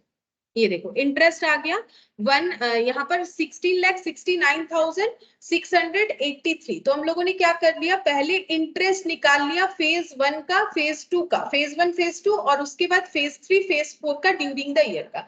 अब देखो नीचे अकाउंटिंग ट्रीटमेंट क्या बोला है, बोल रहा है कि since phase 1 and phase 2 have become operational at the mid of the year, half of the interest of amount, तो interest amount का जो half है वो relating to phase 1 and phase 2 should be capitalized in the ratio of the asset 34:64। मतलब जो phase 1 phase 2 का asset है उसका cost कितना है, total 34 और 64 बोल रहा है, इस पे जितना भी interest होगा उसका half हम लोग capitalized करेंगे, क्योंकि हाफ में ही ड्यूरिंग द पीरियड हाफ में ही वो रेडी हो चुका था। ठीक है, तो हमें क्या करना पड़ेगा, इंटरेस्ट का आधा कर देना पड़ेगा, और जितना भी अमाउंट आ रहा है उसको हम लोग क्या करेंगे, एसेट का जो कॉस्ट है उस रेशियो में हम लोग उसे डिवाइड करके कैपिटलाइज करेंगे, ये चीज बोला है। तो ये करना पड़ेगा। और फेज 3 और फेज 4 के लिए क्या करना पड़ेगा, देखो अच्छा उसके बाद बोल रहा है to respective asset in phase 1 and phase 2 and remaining half of the interest जो है वो relating to phase 1 and phase 2 वो कहां पर हो जाएगा, वो एक्सपेंस बोल के ट्रीट होगा, यानी वो पीएल में चला जाएगा। ठीक है, यानी वो अमाउंट हम लोगों का पीएल में चला जाएगा। फिर क्या बोल रहा है, देखो फॉर फेज 3 एंड फेज 4 क्या होना चाहिए, जो भी इंटरेस्ट आ रहा है हम लोग का अमाउंट, इंटरेस्ट आया 16,69,683, ये देखो इंटरेस्ट आया था ना 16,69,683 relating to phase 3 and phase 4। ये देखिए उसका क्या करना है, बोल रहा है कि should be held in capital work in progress till asset construction work is completed बोल रहा है कि तब तक हमें क्या करना पड़ेगा, बोल रहा है कि should be held in capital work in progress till the acid construction work is completed. जब तक ये काम कंप्लीट नहीं हो जाता है तब तक हमें उसे कैपिटल वर्क इन प्रोग्रेस में होल्ड करना पड़ेगा। And there after capitalised in the ratio of the cost of the asset. मतलब बेसिकली बोलना ये चाह रहा है सिंपल लैंग्वेज में, क्योंकि ये दोनों अभी तक एक्टिव नहीं है, ऑपरेशनल मोड में नहीं आया है, तो इन पे जो भी बोरोइंग कॉस्ट लगेगा वो कैपिटलाइज्ड हो जाना चाहिए। लेकिन कैसे कैपिटलाइज करेंगे, क्योंकि इसमें दो एसेट है, एसिड का जो वैल्यू है उस रेशियो में हम लोग उसे कैपिटलाइज कर लेंगे। मतलब 55 और 68 जो रेशियो है उसके बेसिस पे no part of the interest amount should be charge expense of during the year since the work on phase this phase has not been completed. जब तक काम कंप्लीट नहीं हो जाता है तब तक इसमें बोरिंग कॉस्ट कुछ भी हमारा पीएल में एक्सपेंस मतलब पीएल में ट्रीट नहीं होना चाहिए। पूरा का पूरा हम लोगों का बोरिंग कॉस्ट कैपिटलाइज होते जाना चाहिए, ठीक है। और यहाँ पर हम लोग का हाफ ऑफ हो जाना चाहिए। बस यहाँ पर बोला है कि हाफ हम लोग कैपिटलाइज्ड करेंगे और बाकी हाफ हम लोग क्या करेंगे, बाकी हाफ को हम लोग पीएल में चार्ज कर देंगे, क्योंकि जब एसेट रेडी टू यूज हो जाता है उसके बाद सीजेशन हो जाता है बोरिंग कॉस्ट का, ठीक है। अब ये तुम लोग अपने यहाँ पर आंसर दिया हुआ है तो उसके बेसिस पे तुम लोग लिख सकते हो। तो देखो हम लोग का यहाँ पर क्वेश्चन सारा ही बना दिया मैंने, ये देखो यहाँ पर 9 भी बन गया। चलो अब 10 11 भी हम लोग का रेडी हो गया। अच्छा अब नेक्स्ट हम लोग को क्या पढ़ना है, देखो नेक्स्ट इसके बाद हम लोग पढ़ेंगे यहाँ पर जो हम लोग का बोरिंग कॉस्ट पे जो हम लोग का एक्सचेंज रेट पे जो क्वेश्चन था ना, मतलब एक्सचेंज रेट का जो पॉइंट था वो हमें पढ़ना पड़ेगा। देखो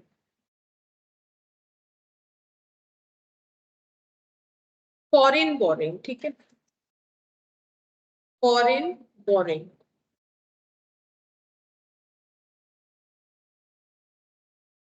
देखिए इसका रूल्स क्या है, रूल्स लिखवा देते फिर समझाते हैं। व्हेन बोरोइंग आर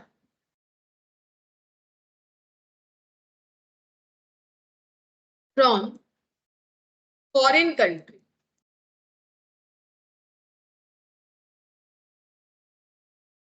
अगर हम लोग फॉरेन कंट्री से बोरो कर रहे हैं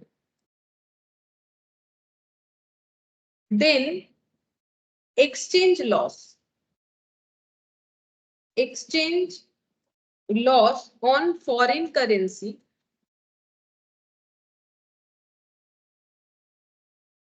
should be treated as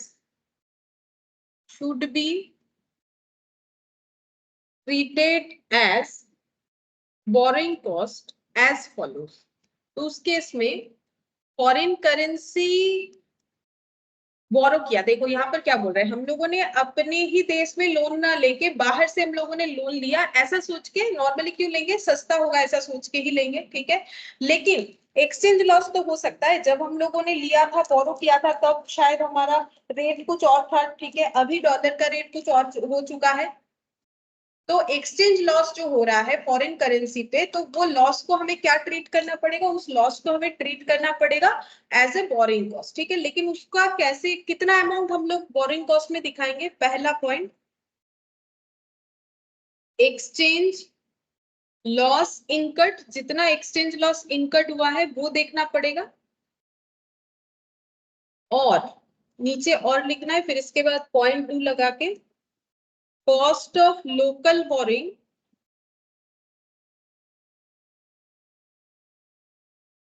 minus cost of foreign currency,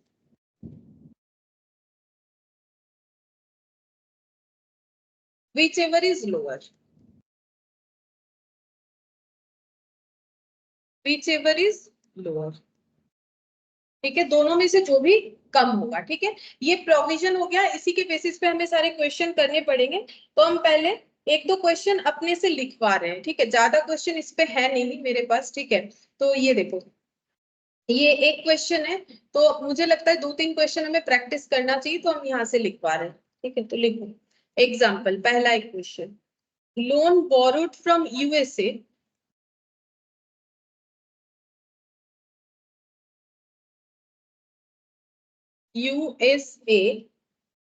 for $1 lakh at that time, exchange rate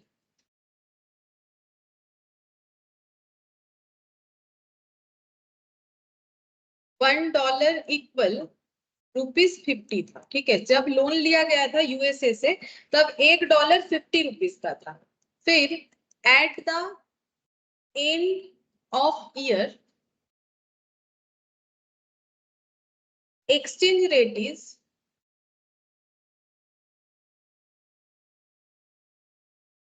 $1 equal to ₹55। तो जब लोन लिया गया तब डॉलर का रेट था $1.50 था। उसके बाद जब ईयर एंड आया तो $1 हो चुका है 55।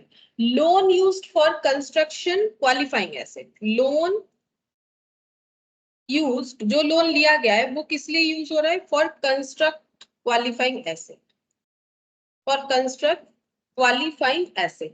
Interest on foreign borrowing is interest on foreign borrowing is 10 lakh।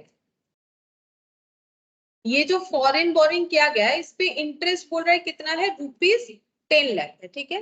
Bracket में लिख देंगे। इसको क्या करना है? कैपिटलाइज्ड करना है। क्यों कैपिटलाइज्ड करना है? मैंने इसीलिए लिख दिया क्योंकि हम लोगों ने ये लोन क्वालिफाइंग एसेट के लिए लिया था, तो इस पे जो भी इंटरेस्ट होगा वो हमारा कैपिटलाइज्ड होगा, ठीक है। अब एक्सचेंज, अब हमें क्या करना है देखो, नेक्स्ट हम लोग यहाँ पर एक केस लिखते हैं, ठीक है। केस, 3 केस में इस क्वेश्चन को सॉल्व करेंगे। Case 1, suppose interest on local borrowing is ₹12 lakh, तो क्या ट्रीटमेंट होगा? और case 2, suppose interest on local borrowing is 18 lakh, अगर ऐसा हुआ तो क्या होगा? फिर case 3, suppose interest on local borrowing is ₹9 lakh, अगर ऐसा हुआ तो क्या? तो देखो ये जो प्रोविजन है ये तो हम समझाएंगे, पहले हम नॉर्मल समझाते हैं कि इसका कंसेप्ट क्या होता है। देखो तो केस 1 के बेसिस पे समझाते हैं, ठीक है। अच्छा, सबसे पहले क्या हुआ कि किसी ने लोन लिया है यूएसए से $1 लाख का, तब एक्सचेंज रेट था 50 और जब ईयर एंड आया तो एक्सचेंज रेट हो गया 55। अब क्वेश्चन में ईयर एंड क्यों दिया हुआ रहता है? क्योंकि इंटरेस्ट नॉर्मली हमें ईयर एंड में पे करना पड़ता है और अगर एक्सचेंज रेट चेंज हो गया है तो हमें उसके हिसाब से ज्यादा या कम देना पड़ेगा, ठीक है। तो हम लोगों ने जितना सोचा है उससे कम ज्यादा देना पड़ सकता है क्योंकि एक्सचेंज रेट चेंज हो सकता है। लोन क्वालिफाइंग एसेट को कंस्ट्रक्ट करने के लिए लिया गया था और फॉरेन बोरिंग पे जो इंटरेस्ट आया है वो 10 लाख है। ये क्वेश्चन में गिवन है और इसे मुझे कैपिटलाइज भी करना है, ठीक है।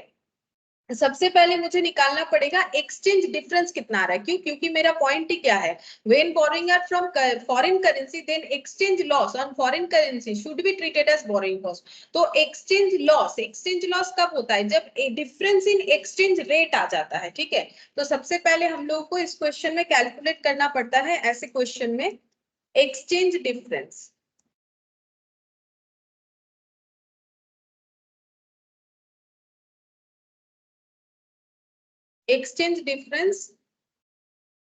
इन टोटल कितना एक्सचेंज डिफरेंस है। देखो यहाँ दिख रहा है जब लोन लिए थे तब एक्सचेंज रेट था 50, अभी हो चुका है 55। तो $1 में कितना डिफरेंस आया है?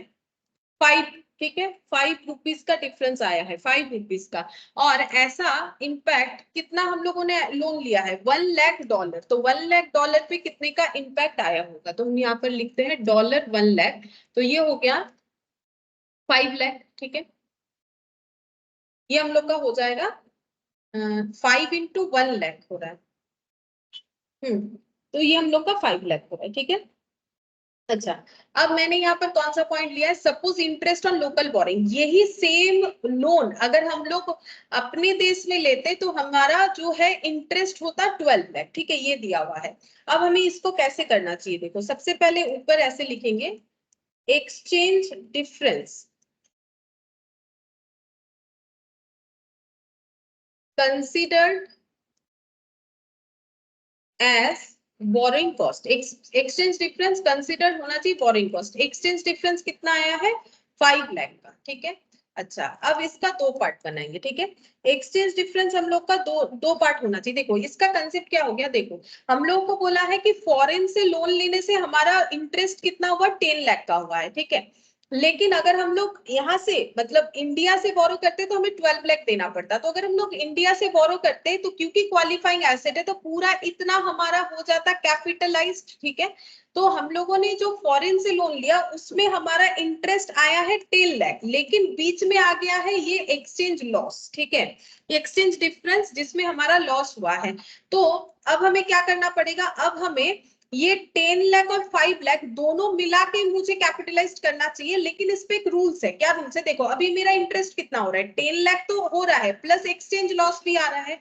तो यहाँ पर मुझे क्या बोला गया है कि अगर लोकल बोरिंग पे मुझे जितना कैपिटलाइज करना पड़ता हम उतना ही कैपिटलाइज करेंगे, बाकी एक्सेस अमाउंट का हम क्या करेंगे, पीएल में ट्रांसफर करेंगे। मतलब एक्सचेंज लॉस इतना हो गया, कैपिटलाइज कितना होगा, कैपिटलाइज्ड होगा A16 के अकॉर्डिंग उतना ही कैपिटलाइज्ड होना चाहिए जितना हम लोकल बोरिंग पे कर सकते थे, 12 लाख, ठीक है। मुझे तो लग रहा था मुझे कितना कैपिटलाइज करना पड़ेगा, 10 लाख, क्यों, क्योंकि फॉरेन बोरिंग पे मेरा इंटरेस्ट आया था 10 लाख, ठीक है। लेकिन आ गया है एक्सचेंज लॉस। अब इस लॉस का क्या करें, क्या पूरा पीएल में दे, नहीं, A16 बोल रहा है पूरा पीएल में मत दो। पहले देखो सेम लोन अगर जो है लोकली बोरो करते तो कितना जो है बोरिंग कॉस्ट होता। तो हम लोगों ने देखा बोरिंग कॉस्ट होता हम लोग का 12 लाख। तो यहाँ पर हम लोग 2 लाख जो है दे सकते हैं फॉर कैपिटलाइजेशन पर्पस, ठीक है। यहाँ पर 2 लाख दे सकते हैं कैपिटलाइजेशन पर्पस इस 5 लाख में से। और बाकी जो 3 लाख है वो कहां पर देंगे, वो देना पड़ेगा कंसिडर्ड एज एक्सचेंज डिफरेंस। इसे हम लोग बोलेंगे, ये एक्चुअली एक्सचेंज डिफरेंस बोल के कंसिडर्ड होगा, considered as exchange difference loss, ठीक है। ये है एक्सचेंज डिफरेंस और एक्सचेंज डिफरेंस का लॉस इतना होगा। बोल रहे कि 5 लाख लॉस बुक मत करो, क्यों, क्योंकि अगर लोकल बोरोइंग करते तो 2 लाख तो कैपिटलाइज्ड वैसे भी करना पड़ता, टोटल 12 लाख, 10 लाख कर रहे हो 12 लाख कर दो कैपिटलाइज। और बाकी जो यहाँ पर 3 लाख है उसे हम लोग कैसे बुक करेंगे, उसे हम लोग बुक करेंगे यहाँ पर, ये देखो considered as exchange difference loss, exchange difference loss 3 lakh, ठीक है, एंड ट्रांसफर टू पीएल। और ये AS11 में भी बोला हुआ है। तो AS11 जब करोगे तब देखना, AS11 में ये पॉइंट बोला हुआ है कि हम लोगों का जो एक्सचेंज लॉस होता है वो हमें पीएल में दे देना चाहिए, जैसे हम लोग बाकी बिजनेस का लॉस पीएल में देते हैं, ठीक है। तो टोटल कैपिटलाइज हम लोग का हो जाएगा 12 लाख। तो ये रूल्स फॉलो करना पड़ेगा। अब देखो इसी को यहाँ पर जब प्रोविजंस के साथ बना दिया, एक्सचेंज लॉस इनकट, तो एक्सचेंज लॉस हम लोग का कितना आया, यहाँ पर एक्सचेंज लॉस आया हम लोग का 5 लाख, ठीक है। अच्छा, कॉस्ट ऑफ लोकल बोरिंग कितना आ रहा है, 12 lakh. Cost of foreign currency कितना आ रहा है, 10 लाख, ठीक है, ये वाला। तो इन दोनों का डिफरेंस कितना आ गया, 2 लाख। तो 2 लाख और 5 लाख में लोअर कौन सा है, 2 लाख है, ठीक है। तो वो 2 लाख हमें क्या करना पड़ेगा, 2 लाख हमें जो है बोरिंग कॉस्ट बोल के ट्रीट करना पड़ेगा। तो ये देखो मैंने वही दिखाया, 2 लाख मेरा बोरिंग कॉस्ट बोल के ट्रीट होगा। कैपिटलाइज्ड करने का मतलब ही है कि बोरिंग कॉस्ट बोल के ट्रीट होगा, ठीक है। और बाकी अमाउंट हम लोग का पीएल में चला जाएगा। तो तुम लोग यहाँ से देख के भी कर सकते हो, इस फॉर्मूले में पुट करके, ठीक है, ये प्रोविजंस में पुट करके, या फिर मैंने जैसे सिखाया वैसे समझ के भी कर सकते हो। फिर नेक्स्ट देखो यहाँ पर केस 2। केस 2 तुम लोग मुझे बताना क्या होगा। बोल रहा है कि लोकल बोरिंग जो है वो अगर 12 लाख की जगह 18 लाख होता तो क्या सिस्टम फॉलो करना पड़ता। तो हम यहाँ पर पहले केस 2 का स्ट्रक्चर बना लेते हैं, ठीक है। यहाँ पर लिखते हैं पहले एक्सचेंज डिफरेंस, सेम क्वेश्चन है। एक्सचेंज डिफरेंस, एक्सचेंज डिफरेंस आया है 5 लाख। अब हमें इसमें से कुछ अमाउंट क्या होगा, बोरिंग कॉस्ट बोल के कंसीडर करना पड़ेगा। कंसिडर्ड एज बोरिंग कॉस्ट, इसका दो ही ट्रीटमेंट हो सकता है, कंसिडर्ड एज बोरिंग कॉस्ट या फिर considered as exchange difference loss. Considered as exchange difference loss, ठीक है। अच्छा, अगर लॉस हुआ तो कहां ट्रांसफर करेंगे, पीएल में। कौन बोला है, AS11 बोला है। और अगर बोरिंग कॉस्ट हुआ तो क्या करेंगे, कैपिटलाइज्ड करेंगे। ये बात कौन बोल रखा है, AS16 बोल रखा है, ठीक है। अब कैसे करके चेक करेंगे, तो एक्सचेंज डिफरेंस है मेरा 5 लाख, लोकल बोरिंग मेरा कितना है 18 लाख। मतलब मुझे मैक्सिमम कितना जो है कैपिटलाइज करना पड़ता अगर हम लोकली इस चीज को बोरो मतलब इस लोन को बोरो करते, तो मुझे टोटल जो है 18 लाख का मुझे जो है बोरो मतलब बोरिंग कॉस्ट देना पड़ता। तो मुझे A16 बोलेगा कि 18 लाख तो कैपिटलाइज कर ही दो। तो मेरा नॉर्मल जो फॉरेन से बोरिंग हुआ है उसमें तो मेरा कैपिटलाइज कितना हो रहा है 10 लाख, ठीक है, और मुझे मैक्सिमम 18 लाख तक कैपिटलाइज करने मिलेगा। तो बोलो क्या ये लॉस पूरा इधर आएगा कि इधर जाएगा, बोलो क्या होगा, अब मुझे बताओ। यहाँ पर अगर मेरा पॉइंट समझ में आ रहा है तो हम लोग ये 5 लाख को कहाँ दिखाएं? मैम पूरा का पूरा कैपिटलाइज में जाएगा 5 लाख। हाँ, पूरा का पूरा कैपिटलाइज में जाएगा, क्योंकि मुझे तो मैक्सिमम कितना कैपिटलाइज करना पड़ेगा, करना पड़ सकता है 18 लाख करने का परमिशन है, बट मेरा 18 लाख नहीं हो रहा है तो हम कितना करेंगे 15 लाख करेंगे। मेरा तो कुछ बच ही नहीं रहा है कि जो हम पीएल में ट्रांसफर करें, मतलब पूरा का पूरा कैपिटलाइज। देखो मेरा मैक्सिमम कैपिटलाइज 18 लाख हो सकता है, अगर पूरे लॉस को यहाँ ट्रांसफर करते हैं तो मेरा 15 लाख ही हो रहा है, तो जितना होगा होगा, यहाँ पर कुछ भी नहीं आएगा। अब इसी चीज को अगर तुम लोग इस प्रोविजंस में डालोगे, देखो एक्सचेंज लॉस 5 लाख, ठीक है, cost of local boring, cost of local boring 18 lakh, ठीक है, कॉस्ट ऑफ फॉरेन करेंसी यानी कि 10 लाख, ठीक है, तो ये कितना हो गया 8 लाख। तो 8 लाख और 5 lakh which ever is lower 5 lakh, तो 5 लाख मेरा कैपिटलाइज्ड होगा, ठीक है। ये देखो पूरा 5 लाख ही मेरा कैपिटलाइज्ड हो गया। बाकी मैंने जैसे समझाया वैसे करके भी कर सकते हो कि हम तो 18 लाख टोटल जो है बोरिंग कॉस्ट में कैपिटलाइज कर सकते हैं, ठीक है। तो हम 15 लाख कर देंगे क्योंकि मेरा तो परमिशन है 18 लाख तक करने का, तो पूरा अगर इधर आ जा रहा है तो पीएल में कुछ भी नहीं जाएगा, नो लॉस।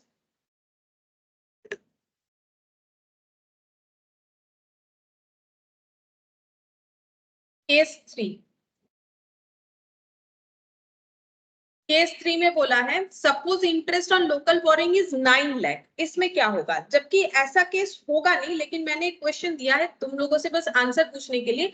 ऐसा नहीं होगा नॉर्मली, क्यों नहीं होगा हम बताते हैं, मतलब प्रैक्टिकली ऐसा पॉसिबल नहीं है, ठीक है। यहाँ पर लिखते हैं एक्सचेंज डिफरेंस 5 लाख। अब इसका हमें दो पार्ट मिलता है, या तो capitalised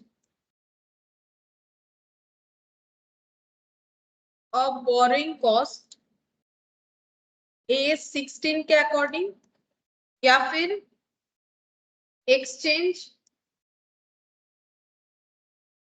loss transfer to PL according to AS11, ठीक है।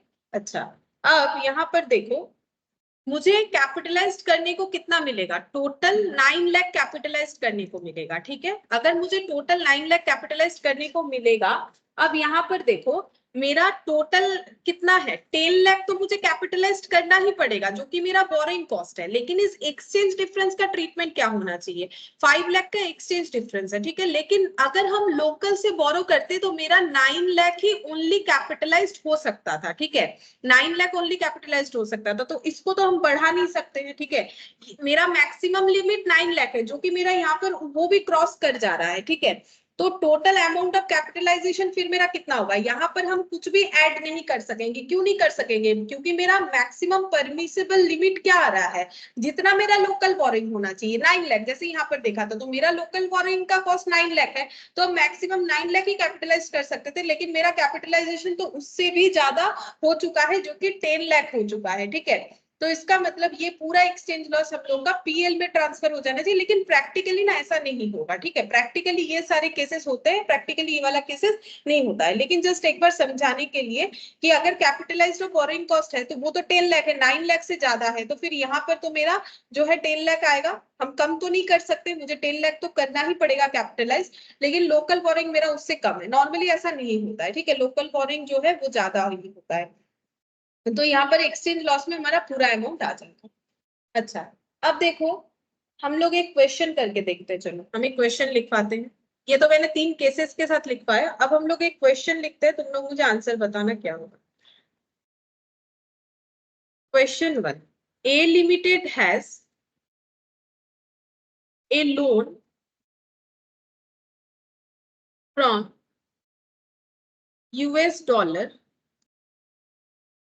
$20,000 at the beginning of financial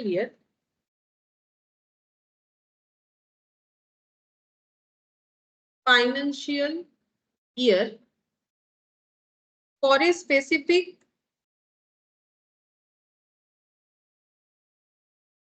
project at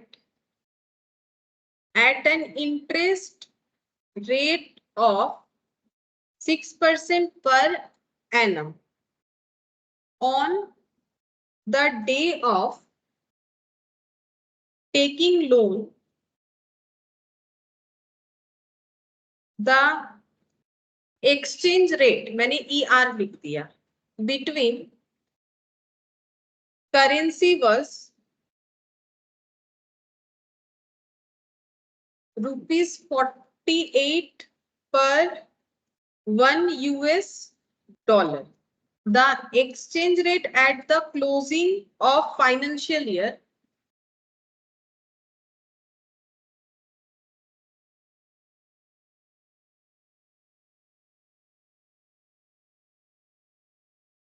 was ₹50 equal to $1. ठीक है, अच्छा, the corresponding amount could have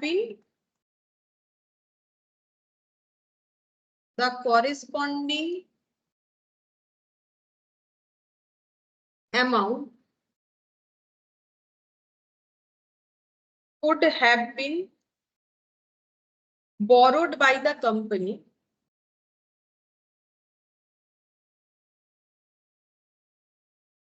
in Indian rupees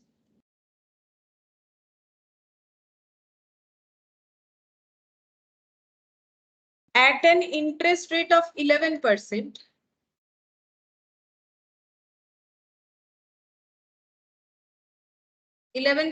per annum. Determine the treatment of borrowing cost. Determine the treatment of borrowing.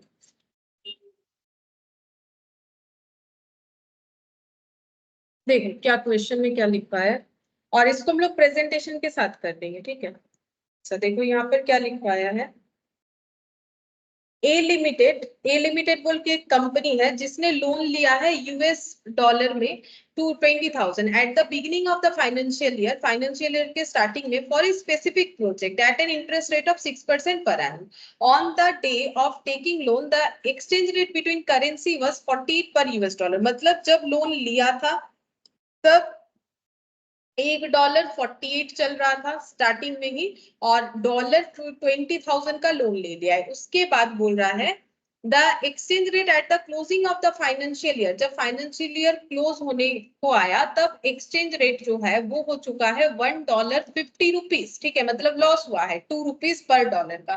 The corresponding amount could have been borrowed by the company in India. अगर same amount India से बोरो होता तो वो rupees में कितना होता, बोल रहा है कि in Indian rupees at an interest rate of 11% per annum, बोल रहा है the corresponding amount could have been, मतलब इतना ही अमाउंट जितना आएगा। अगर हम लोग कैसे पता चलेगा कितना अमाउंट, इस डॉलर को अगर हम लोग रुपीस से मल्टीप्लाई करते हैं तो हमें पता चल जाएगा कि इंडियन करेंसी में वो कितना बोरिंग अमाउंट हो रहा है।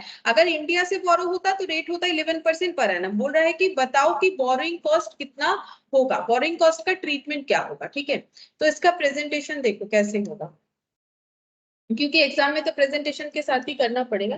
तो यहाँ पर आंसर लिखते हैं, पहले लिखेंगे इंटरेस्ट ऑन फॉरेन बोरिंग कितना निकल के आ रहा है। Interest on foreign boring,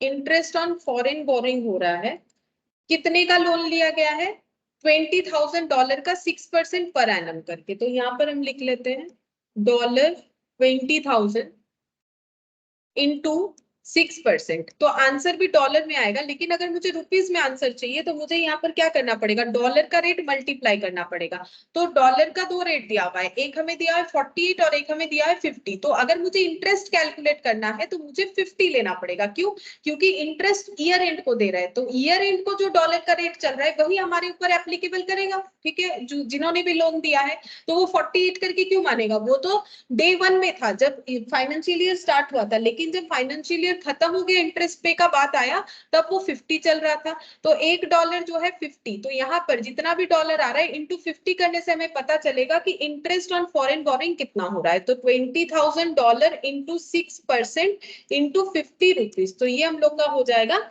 rupees में 60,000। मतलब जो लोन ऑलरेडी बोरोड हो चुका है फॉरेन करेंसी में, उसका इंटरेस्ट रेट इंडियन करेंसी में हो रहा है 60,000।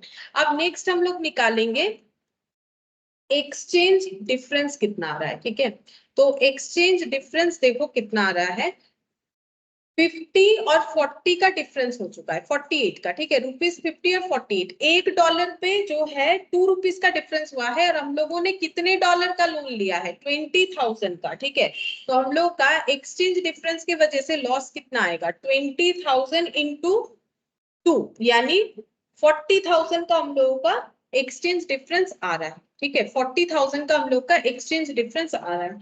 नेक्स्ट हम लोग लिखेंगे इंटरेस्ट ऑन लोकल बोरिंग, ये कितना आएगा, इंटरेस्ट ऑन लोकल बोरिंग, क्योंकि ये सारे डेटा हमें चाहिए जो कि मैंने पिछले वाले क्वेश्चन में सब दे ही दिया था, यहाँ हमें खुद कैलकुलेट करना पड़ेगा। लोकल बोरिंग पे इंटरेस्ट कितना होगा, तो लोकल बोरिंग पे इंटरेस्ट कितना होगा, बोला है 11%। तो 11% तो लोन का अमाउंट कितना होगा, देखो सिंपल सा बात है, हम लोगों ने डॉलर में 20,000 का लोन लिया है। जब लिया था तब इंडिया में मतलब करेंसी रेट जो है उसमें, मतलब एक्सचेंज रेट जो चल रहा था $1 48 करके चल रहा था। मतलब इतने डॉलर की जगह अगर इंडिया से लेते तो हमें कितना लोन होता और उसका इंटरेस्ट 11% करके कितना होता, तो $20,000 को पहले 48 से मल्टीप्लाई करके मतलब 9,60,000 का जो है लोन लिया गया है। ठीक है, मतलब जिस डेट पे लिया गया था उस डेट पे $20,000 का मतलब 9,60,000 होता है, इंटू 11% से हमें आंसर मिल रहा है 1 लाख, ये देखो 1,05,600। तो हम लोगों ने क्या क्या निकाल लिया, इंटरेस्ट ऑन लोकल बोरिंग निकाल लिया, इंटरेस्ट ऑन फॉरेन बोरिंग निकाल लिया, जो कि मेरे एग्जांपल में मैंने दे रखा था, interest on local boring, interest on foreign boring. लेकिन क्वेश्चन में ऐसा नहीं देगा, हमें खुद से कैलकुलेट करना पड़ेगा। कैसे कैलकुलेट करेंगे, हर एक लोन का इंटरेस्ट रेट हमें देगा, चाहे वो लोकल हो चाहे वो फॉरेन हो। ठीक है, तो हम लोगों ने क्या किया, यहाँ पर देखो हम लोगों ने देखा कि हम लोग लोन का इंटरेस्ट कैसे पे करेंगे, पे तो हम लोग इंडियन करेंसी में ही कर रहे हैं। देखो यहाँ पर बोल रहा है मतलब पूरे चीजों को इंडियन करेंसी में ट्रांसफर किया, अदरवाइज कंपेयर कैसे करेंगे। तो इतने डॉलर का लोन पे 6% करने पे डॉलर पे इंटरेस्ट निकल के आता है। अब लोन कब दे रहे हैं, ईयर एंड में, ईयर एंड में एक्सचेंज रेट कितना चल रहा है 50, तो इंडियन करेंसी में लिए गए लोन का इंटरेस्ट इतना है। ऐसा सेम लोन अगर हम लोग इंडिया से लेते बोरो करते तो हमें कितना इंटरेस्ट देना पड़ता, इतना इंटरेस्ट देना पड़ता। और एक्सचेंज डिफरेंस कितना आ चुका है बोरोड अमाउंट पे 40,000। ठीक है, ये तीन चीज हमें मिल गया। अब हम लोग क्या करेंगे, अब हम लोग यहाँ पर एक्सचेंज डिफरेंस कितना कैपिटलाइज्ड होगा वो हमें कैलकुलेट करना है। तो देखो ऐसे कैलकुलेट करेंगे, exchange difference to be treated as borrowing cost यानी कैपिटलाइज्ड कितना होगा। दूसरा, exchange difference to be transfer to PL according to S 11, ये कितना होगा, ये हमें कैलकुलेट करना है। यहाँ पर हम रुपीज लिख देते हैं। और total amount to be capitalise, total amount to be capitalised फिर कितना होगा एज बोरिंग कॉस्ट इज। ठीक है, अच्छा देखो हम लोगों को कितना बोरिंग कॉस्ट जो है कैपिटलाइज करने का परमिशन है हम लोगों को, ये देखो 1,05,600 का। ठीक है, हम लोग का एक्सचेंज रेट में कितना आया है, एक्सचेंज सॉरी हम लोग का एक्सचेंज डिफरेंस कितना है 40,000 और इंटरेस्ट ऑन जो है फॉरेन बोरिंग कितना है 60,000।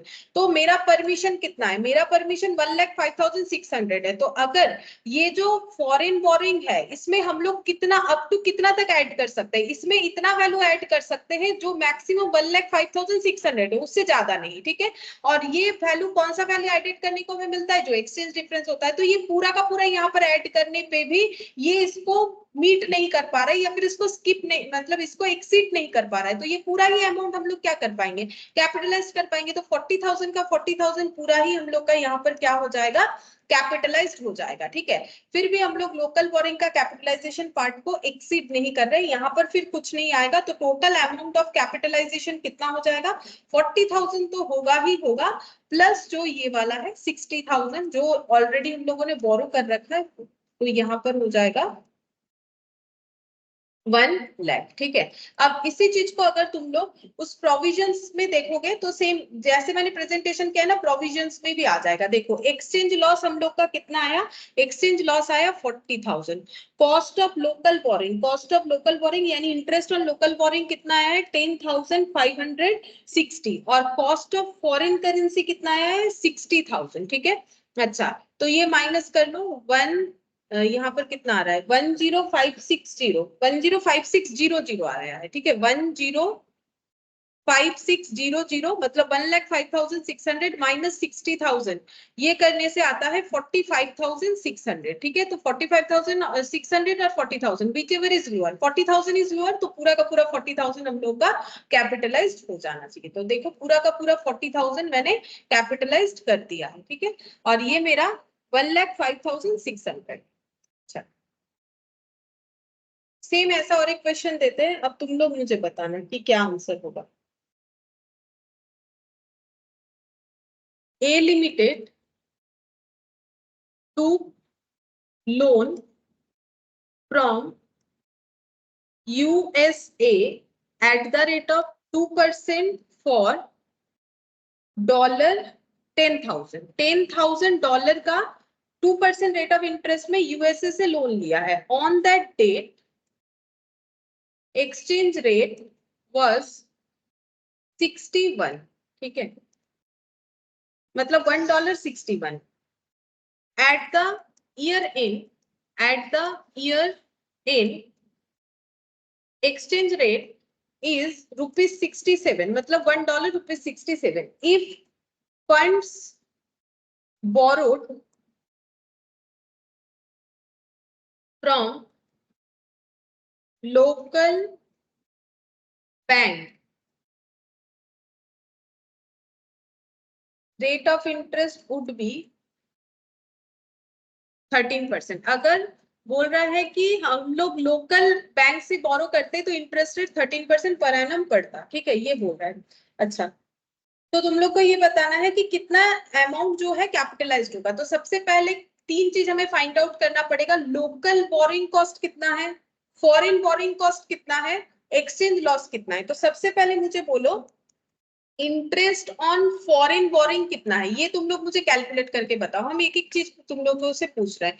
इंटरेस्ट ऑन फॉरेन बोरिंग कितना है, जो फॉरेन बोरिंग हुआ है $10,000 का, इस पे इंटरेस्ट रेट कितना होगा, तुम लोग इंडियन करेंसी में बताओ इंटरेस्ट रेट कितना होगा, बोलो। 12,000 मैम 13,400।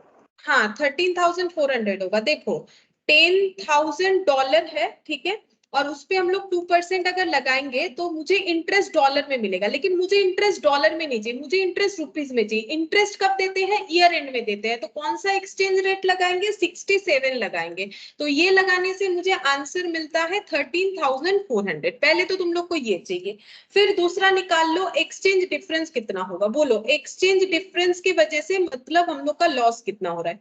तो एक्सचेंज डिफरेंस $1 पे कितना है, इनटू जो लोन अमाउंट है। बोलो टोटल करके मुझे बताओ एक्सचेंज डिफरेंस कितना हो। 60,000।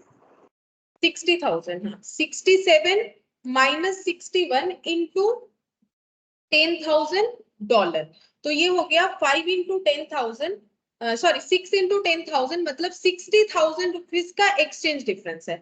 अच्छा, अगर सेम बोरो हम लोग जो है लोकली करते, देश में ही कर लेते, तो इंटरेस्ट कितना होता, इंटरेस्ट ऑन लोकल बोरिंग, ये बताओ, कर लिए हो तो।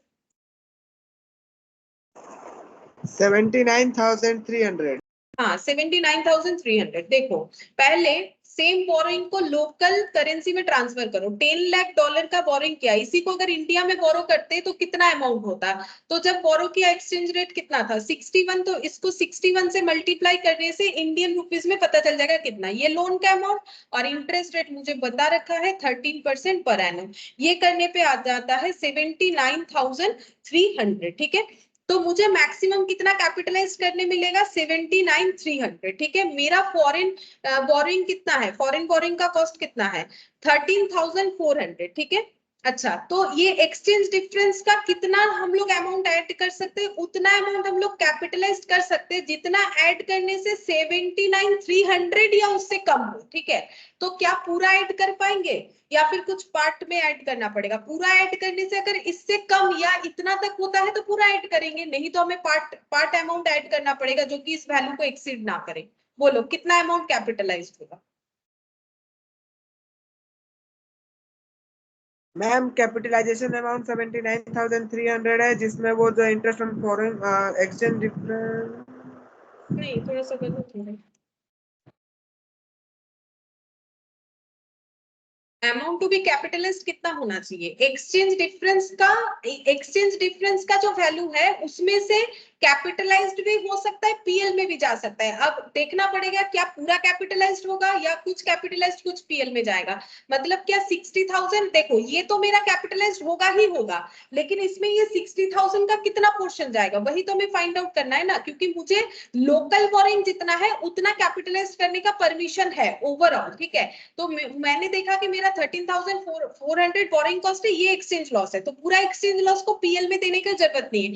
A16 बोल रहा है उतना जो है कैपिटलाइज कर दो जितना तुम्हारे लोकल बोरिंग करने पे कैपिटलाइज होने वाला था। तो यहाँ पर एक्सचेंज डिफरेंस का कितना ऐड होगा ताकि लोकल बोरिंग का कैपिटलाइजेशन के साथ ऐड पर हो या उससे कम होना चाहिए, ज्यादा होने से नहीं चलेगा। अभी तो किया ना हम लोगों ने, देखो थोड़ा सा याद रखना पड़ेगा। देखो कंसेप्ट हम लोगों ने ये 12 लाख वाला क्या देखा था, 5 लाख का एक्सचेंज लॉस था, लोकल बोरिंग था 12 लाख। ठीक है, फॉरेन बोरिंग पे इंटरेस्ट कॉस्ट हुआ था 10 लाख। तो मुझे A16 क्या बोल रहा है कि हम इसमें मैक्सिमम 2 लाख तक जा सकते हैं, तो 2 लाख तक जाएंगे तो 5 लाख का 2 लाख यहाँ पर आएगा। ठीक है, यही तो मैंने समझाया था। अब मैंने फिर से एक बार बता दिया, अब तुम लोग बताओ कि यहाँ पर कितना मुझे कैपिटलाइज करना चाहिए।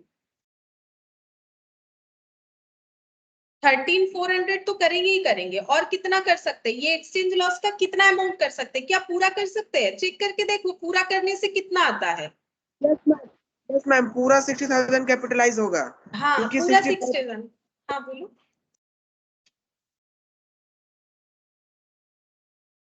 पूरा कैपिटलाइज्ड होगा, सही बोल रहे हो, पूरा कैपिटलाइज्ड होगा, क्योंकि लोकल बोरिंग में तो 79,300 होने वाला था, इतना पूरा परमिसिबल है, तो पीएल में तो कुछ भी नहीं जाएगा, तो पूरा का पूरा मेरा कैपिटलाइज्ड होगा। और अगर ऐसे करने में थोड़ा भी दिक्कत होता है तो फिर ये प्रोविजन याद रखना पड़ेगा। एक्सचेंज लॉस आया कितना 60,000। ठीक है, कॉस्ट ऑफ लोकल बोरिंग कितना आया 79,300, कॉस्ट ऑफ फॉरेन बोरिंग कितना आया 13,400, दोनों का डिफरेंस लगाओ, 79,300 माइनस 13,400, तो ये 79,300 माइनस 13,400,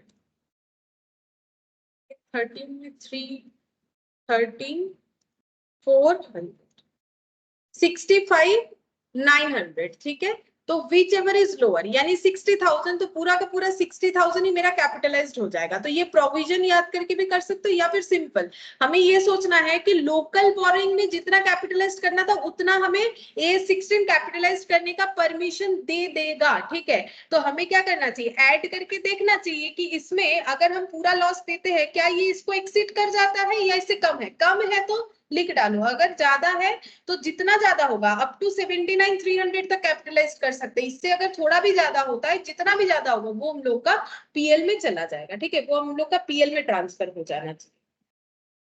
अच्छा यस मैम।